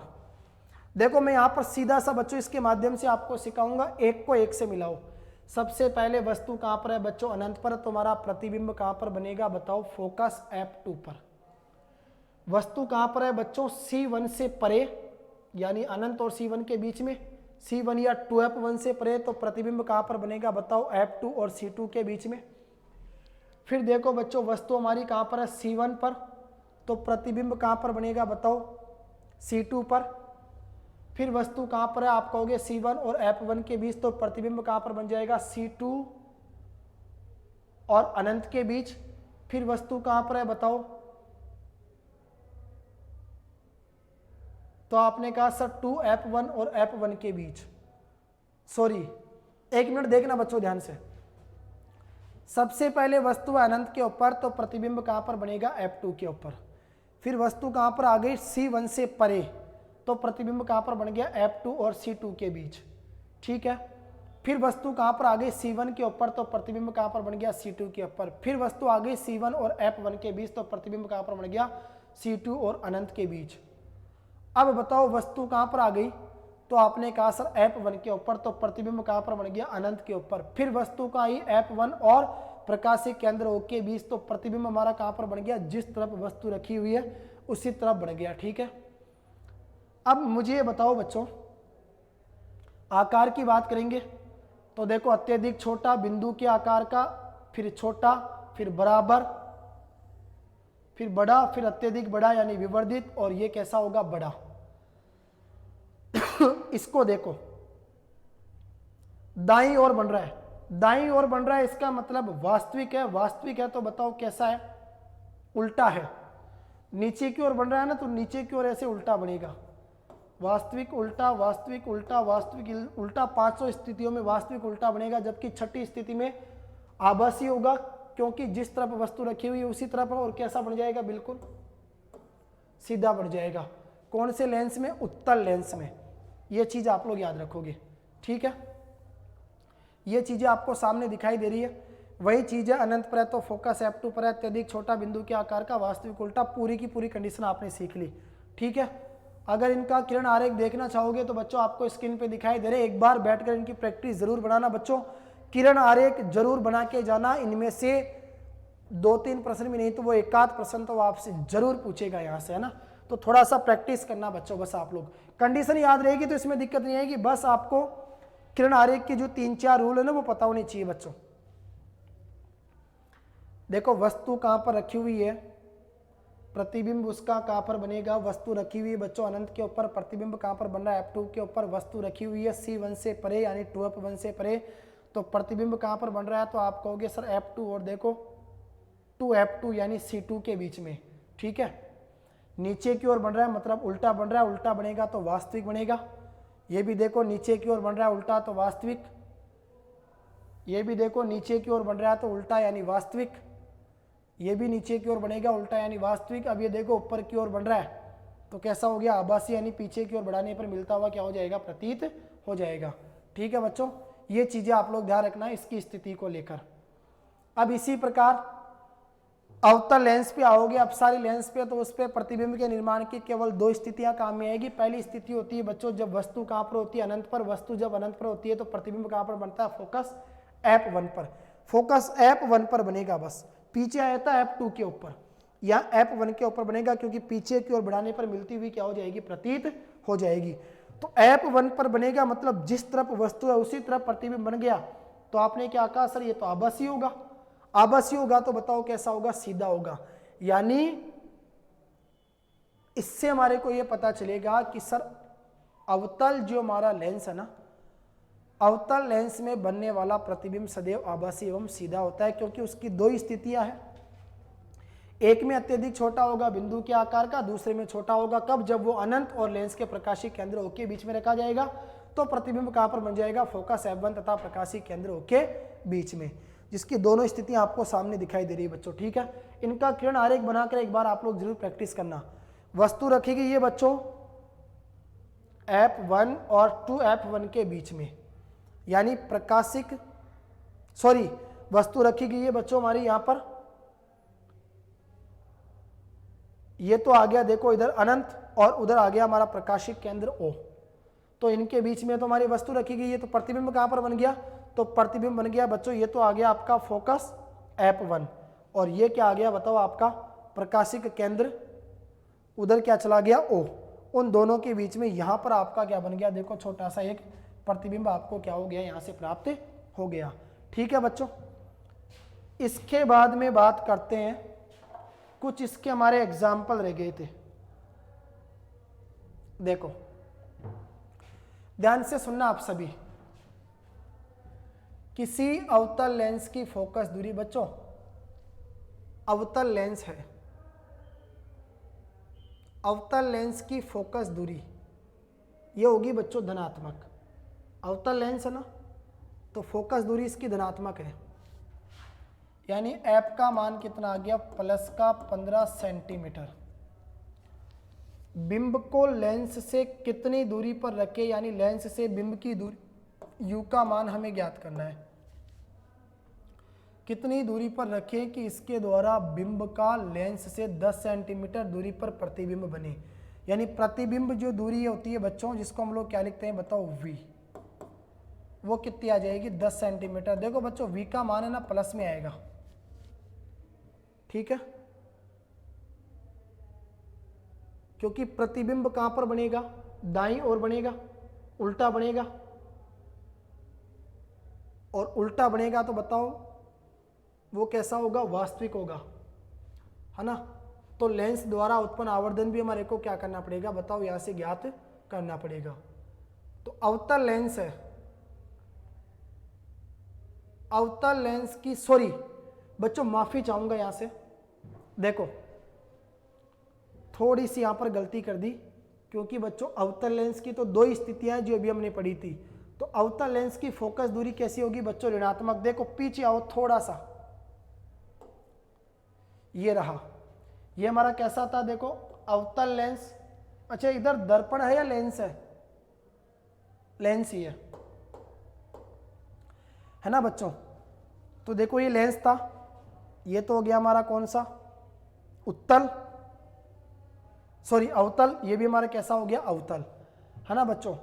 तो वस्तु कहाँ रखेंगे, दाईं ओर। तो फोकस भी कहाँ रहा है, दाईं ओर। प्रतिबिंब भी कहाँ पर बन रहा है बताओ, दाईं ओर बन रहा है, बाईं ओर बन रहा है यार, माफी चाहूंगा। वस्तु कहाँ रखेंगे, लेंस के बाईं ओर। फोकस दूरी भी कहाँ आएगी, बाईं ओर, क्योंकि प्रतिबिंब भी कहाँ पर बनेगा बच्चों, बाईं ओर। तो कहने का मतलब ये हो गया प्रतिबिंब दूरी भी हमारी माइनस में है, दोनों स्थितियों के अंदर फोकस दूरी भी हमारी माइनस में है, और वस्तु की जो दूरी है वो भी किस में है बच्चों, माइनस में है, क्योंकि लेंस कैसा है, अवतल लेंस। तो यहां पर तो क्या आएगा बच्चों आपका माइनस, और यहां भी बताओ क्या आएगा हमारा माइनस, ये ध्यान रखना। ठीक है बच्चों, इसका मतलब u का मान भी हमारे को माइनस में प्राप्त होगा। चेक करो जल्दी से, UVF में संबंध निकालो। अब यहां पर क्या काम आएगा बच्चों, लेंस सूत्र। लेंस सूत्र क्या था, 1/f बराबर 1/v माइनस का 1/u। ठीक है, अब देखो 1/- माइनस का 15 बराबर 1/v, यानी v का मान कितना है, माइनस का 10 और माइनस का 1/u। एक बात मुझे बताओ, माइनस का 1/u बराबर किधर आएगा, तो प्लस का 1/u बराबर इधर आ गया 1/ माइनस का 10, 1/ माइनस का 15 इधर जाएगा, तो बच्चों किसका हो जाएगा, प्लस का 1/15। तो 1/u बराबर, इसको सोल्व करेंगे, 10 और 15 का बताओ एलसीएम कितना होगा, 30। ठीक है, 30 हमारा एलसीएम आ जाएगा बच्चों। माइनस के 10 का भाग देंगे 30 में, तो कितनी बार जाएगा, 3 बार। माइनस के 3 को ऊपर के 1 से गुणा करेंगे तो माइनस का 3 प्लस 15 दूनी 30, 2 एकम 2, माइनस प्लस क्या होगा बच्चों माइनस, तो ऊपर बचेगा माइनस का 1/30। इसको उल्टा करेंगे तो u ऊपर जाएगा, 1 नीचे आएगा, 1 का भाग u में देंगे तो u का मान 30 ऊपर जाएगा, माइनस का 1 नीचे आएगा, 1 का भाग 30 में देंगे तो माइनस का 30। बताओ आया कि नहीं? आपने कहा सर बिल्कुल सही है। अवतल लेंस है, अवतल लेंस की बच्चों 2 स्थितियां याद रखना। अवतल लेंस के लिए जब कार्तीय चिन्ह परिपाटी हमने पढ़ी थी तो उसमें यही देखा था कि उत्तल लेंस की फोकस दूरी धनात्मक होती है, जबकि अवतल लेंस की फोकस दूरी कैसी होती है बताओ? तो आप कहोगे सर वो होती है ऋणात्मक। ठीक है, तो ये वस्तु की दूरी आ गई बच्चों हमारे पास में माइनस का 30 सेंटीमीटर। हमारे से क्या पूछा गया था? लेंस द्वारा उत्पन्न आवर्धन ज्ञात करना है बच्चों, m का मान। मैंने आपसे कहा m का मान ज्ञात करोगे तो लेंस का आवर्धन क्या होता है, m बराबर v/u, जबकि दर्पण का क्या था, माइनस का v/u। तो v का मान कितना आया भाई? v का मान आपने कहा सर माइनस का 10। और बताओ यार u का मान कितना आया? तो आपने कहा सर माइनस का 30। माइनस से माइनस कट गया, क्या आ गया बच्चों 1/3। 1/3 के m का मान प्लस में आ रहा है, इसका मतलब प्रतिबिंब जो बना है बच्चों वो प्रतिबिंब की जो ऊंचाई है वो बिंब यानी वस्तु की ऊंचाई का कितना है, 1/3 गुना। अब प्रतिबिंब का मान प्लस में आ रहा है, प्रतिबिंब का मान प्लस में कब आता है? जब वो आभासी और सीधा रहता है। ठीक है, इसका मतलब प्रतिबिंब कैसा बनेगा बच्चों हमारा, आभासी एवं सीधा। और बिल्कुल सही है, यही हमने पढ़ा था। हो गई ना कंडीशन बिल्कुल सही आपकी कि अवतल लेंस में बनने वाला प्रतिबिंब सदैव कैसा होता है बच्चों, आभासी एवं सीधा होता है। ठीक है, अब देखो बच्चों लगभग 2 घंटे की हमारी क्लास होने वाली है और कंप्लीट चैप्टर को हमने यहाँ पर एक धमाकेदार रामबाण तरीके से रिवाइज कर दिया।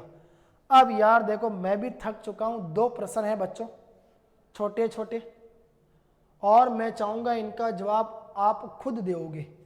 एक प्रश्न तो बच्चों आपके लिए यह है, इसको आप लोग खुद सोल्व करना और मुझे कमेंट बॉक्स में लिखकर बताओ जल्दी से इसका आंसर क्या आएगा। और एक प्रश्न आपके सामने ये है, चलो एक सोल्व कर देना, एक और मैं आपको सोल्व करा देता हूं बच्चों। ठीक है, देखो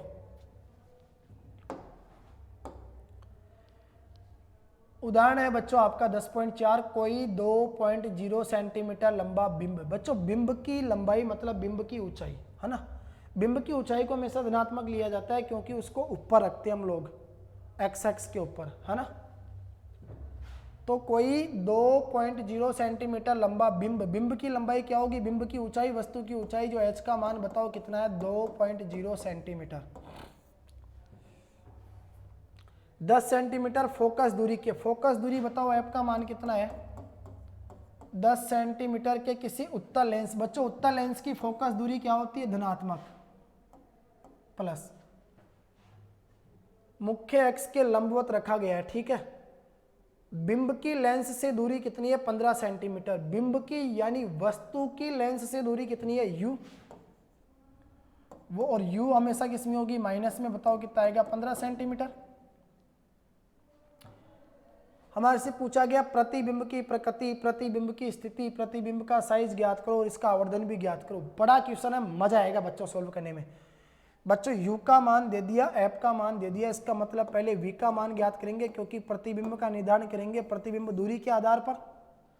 तो v क्या होती है, लेंस के प्रकाशिक केंद्र से प्रतिबिंब की दूरी। तो लेंस सूत्र काम में आएगा 1/f यानी 1/10 बराबर 1/v माइनस 1/u।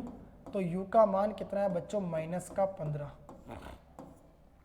ठीक है, आपने कहा सर 1/10 बराबर 1/v माइनस माइनस क्या हो जाएगा बच्चों, प्लस, और ये आ गया 1/15। प्लस का 1/15 इधर आएगा तो किसका हो जाएगा, माइनस का 1/15। तो 1/10 में से घटाएंगे बच्चों किसको, 1/15 को, तो किसका मान आ जाए 1/v का। 15 और 10 का एलसीएम बताओ कितना हो गया। तो आपने कहा सर 30, 10 का भाग देंगे 30 में 3 बार, 3 को प्रॉब्लम 1 से गुणा किया तो 3, माइनस 15 का भाग दिया 30 में बच्चों कितनी बार, 2 बार, 2 बार, 2 को प्रॉब्लम 1 से गुणा किया तो 2 बराबर आ गया 1/v, 3 में से 1 गया तो 2 गया तो 1 बचेगा, 1/30 बराबर 1/v, यानी v का मान कितना आ गया बच्चों 30 सेंटीमीटर। प्लस में आ रहा है, प्रतिबिंब की दूरी है किसमें आ गई बच्चों, प्लस में, v का मान आ गया। अब v का मान आ गया तो एक बात मुझे बताओ, आवर्धन ज्ञात करो। आवर्धन ज्ञात करोगे, देखो प्रतिबिंब की प्रकृति, स्थिति में तो आपको पता चल गया सर, प्रतिबिंब जो बनेगा ना वो दर्पण से, सॉरी लेंस से 30 सेंटीमीटर की दूरी पर बनेगा, लेंस से 30 सेंटीमीटर की दूरी पर बनेगा और दाईं ओर बनेगा, दाईं ओर बनेगा, क्योंकि प्लस में आ रहा है ना, प्लस में आ रहा है तो मतलब दाईं ओर बनेगा, दाईं ओर बनेगा तो बताओ कैसा होगा, वास्तविक और उल्टा होगा। प्रतिबिंब, इस प्रश्न का जवाब सुन लो ध्यान से, आप कहोगे प्रतिबिंब लेंस के दाईं ओर 30 सेंटीमीटर की दूरी पर बनेगा और वास्तविक एवं उल्टा बनेगा। ठीक है बच्चों, आवर्धन पूछा गया था, लेंस का आवर्धन होता है m बराबर v/u, तो m का मान कितना आ गया बच्चों, ज्ञात करेंगे v का मान कितना यार, v का मान आ गया 30, u का मान बताओ कितना था, u का मान था -15, 15 को 30 से गुणा करो तो m का मान आ गया -2। इसका मतलब m का मान माइनस में आ रहा है, तो जब आवर्धन बच्चों माइनस में आता है तो बताओ प्रतिबिंब कैसा बनता है, तो आप कहोगे वास्तविक एवं उल्टा बनता है। बिल्कुल दोनों स्थितियों में सही बात आ गई। और बच्चों -2 का मतलब हो गया प्रतिबिंब जो बनेगा आपका, वो ध्यान रखना जो आपकी वस्तु है उसका 2 गुना बनेगा, उसका 2 गुना बनेगा। ठीक है, 2 गुना बनने का मतलब ये हो गया, अगर वस्तु आपकी 2 सेंटीमीटर लंबी है तो प्रतिबिंब आपका 4 सेंटीमीटर लंबा होगा। और इसकी भी जांच कर लो यार एक बार, साले का इसका भी निचोड़ निकाल लो। तो m बराबर होता है बच्चों h' बराबर v/u, h' होगा प्रतिबिंब की ऊंचाई, बिंब की ऊंचाई कितनी थी 2, है ना। v का मान कितना आया था बच्चों, v का मान आया था देखो 30 और बटा u का मान कितना आ गया, तो u का मान आ गया -15। तो आपने कहा सर देखो h' बराबर -15 का 30 में भाग देंगे तो -2 बार, और 2 भाग की संख्या इधर गुणा में चली जाएगी, 2 दूनी 4, h' का मान बताओ कितना आ जाएगा -4, यानी आ गया ना 2 गुना। भाई 2 का 2 से गुणा करेंगे तो बताओ कितना आ जाएगा 4। ठीक है बच्चों, उम्मीद करूंगा आज की लगभग 2 घंटे की क्लास में बच्चों मैंने आपको प्रकाश के परावर्तन और अपवर्तन को लेकर जो एक रामबाण रिवीजन करवाया, वो चैप्टर आपको बच्चों पूरी तरीके से समझ में आया होगा। तो बच्चों आपको इसको अधिक से अधिक शेयर करना है और इंतजार करो अगली क्लास का। तब तक मैं आपके लिए फिर लेके आता हूँ एक और साइंस की नई क्लास, उसके इम्पोर्टेंट प्रश्नों का समावेश। और तब तक के लिए आप सभी प्यारे बच्चों को जय हिंद, जय भारत।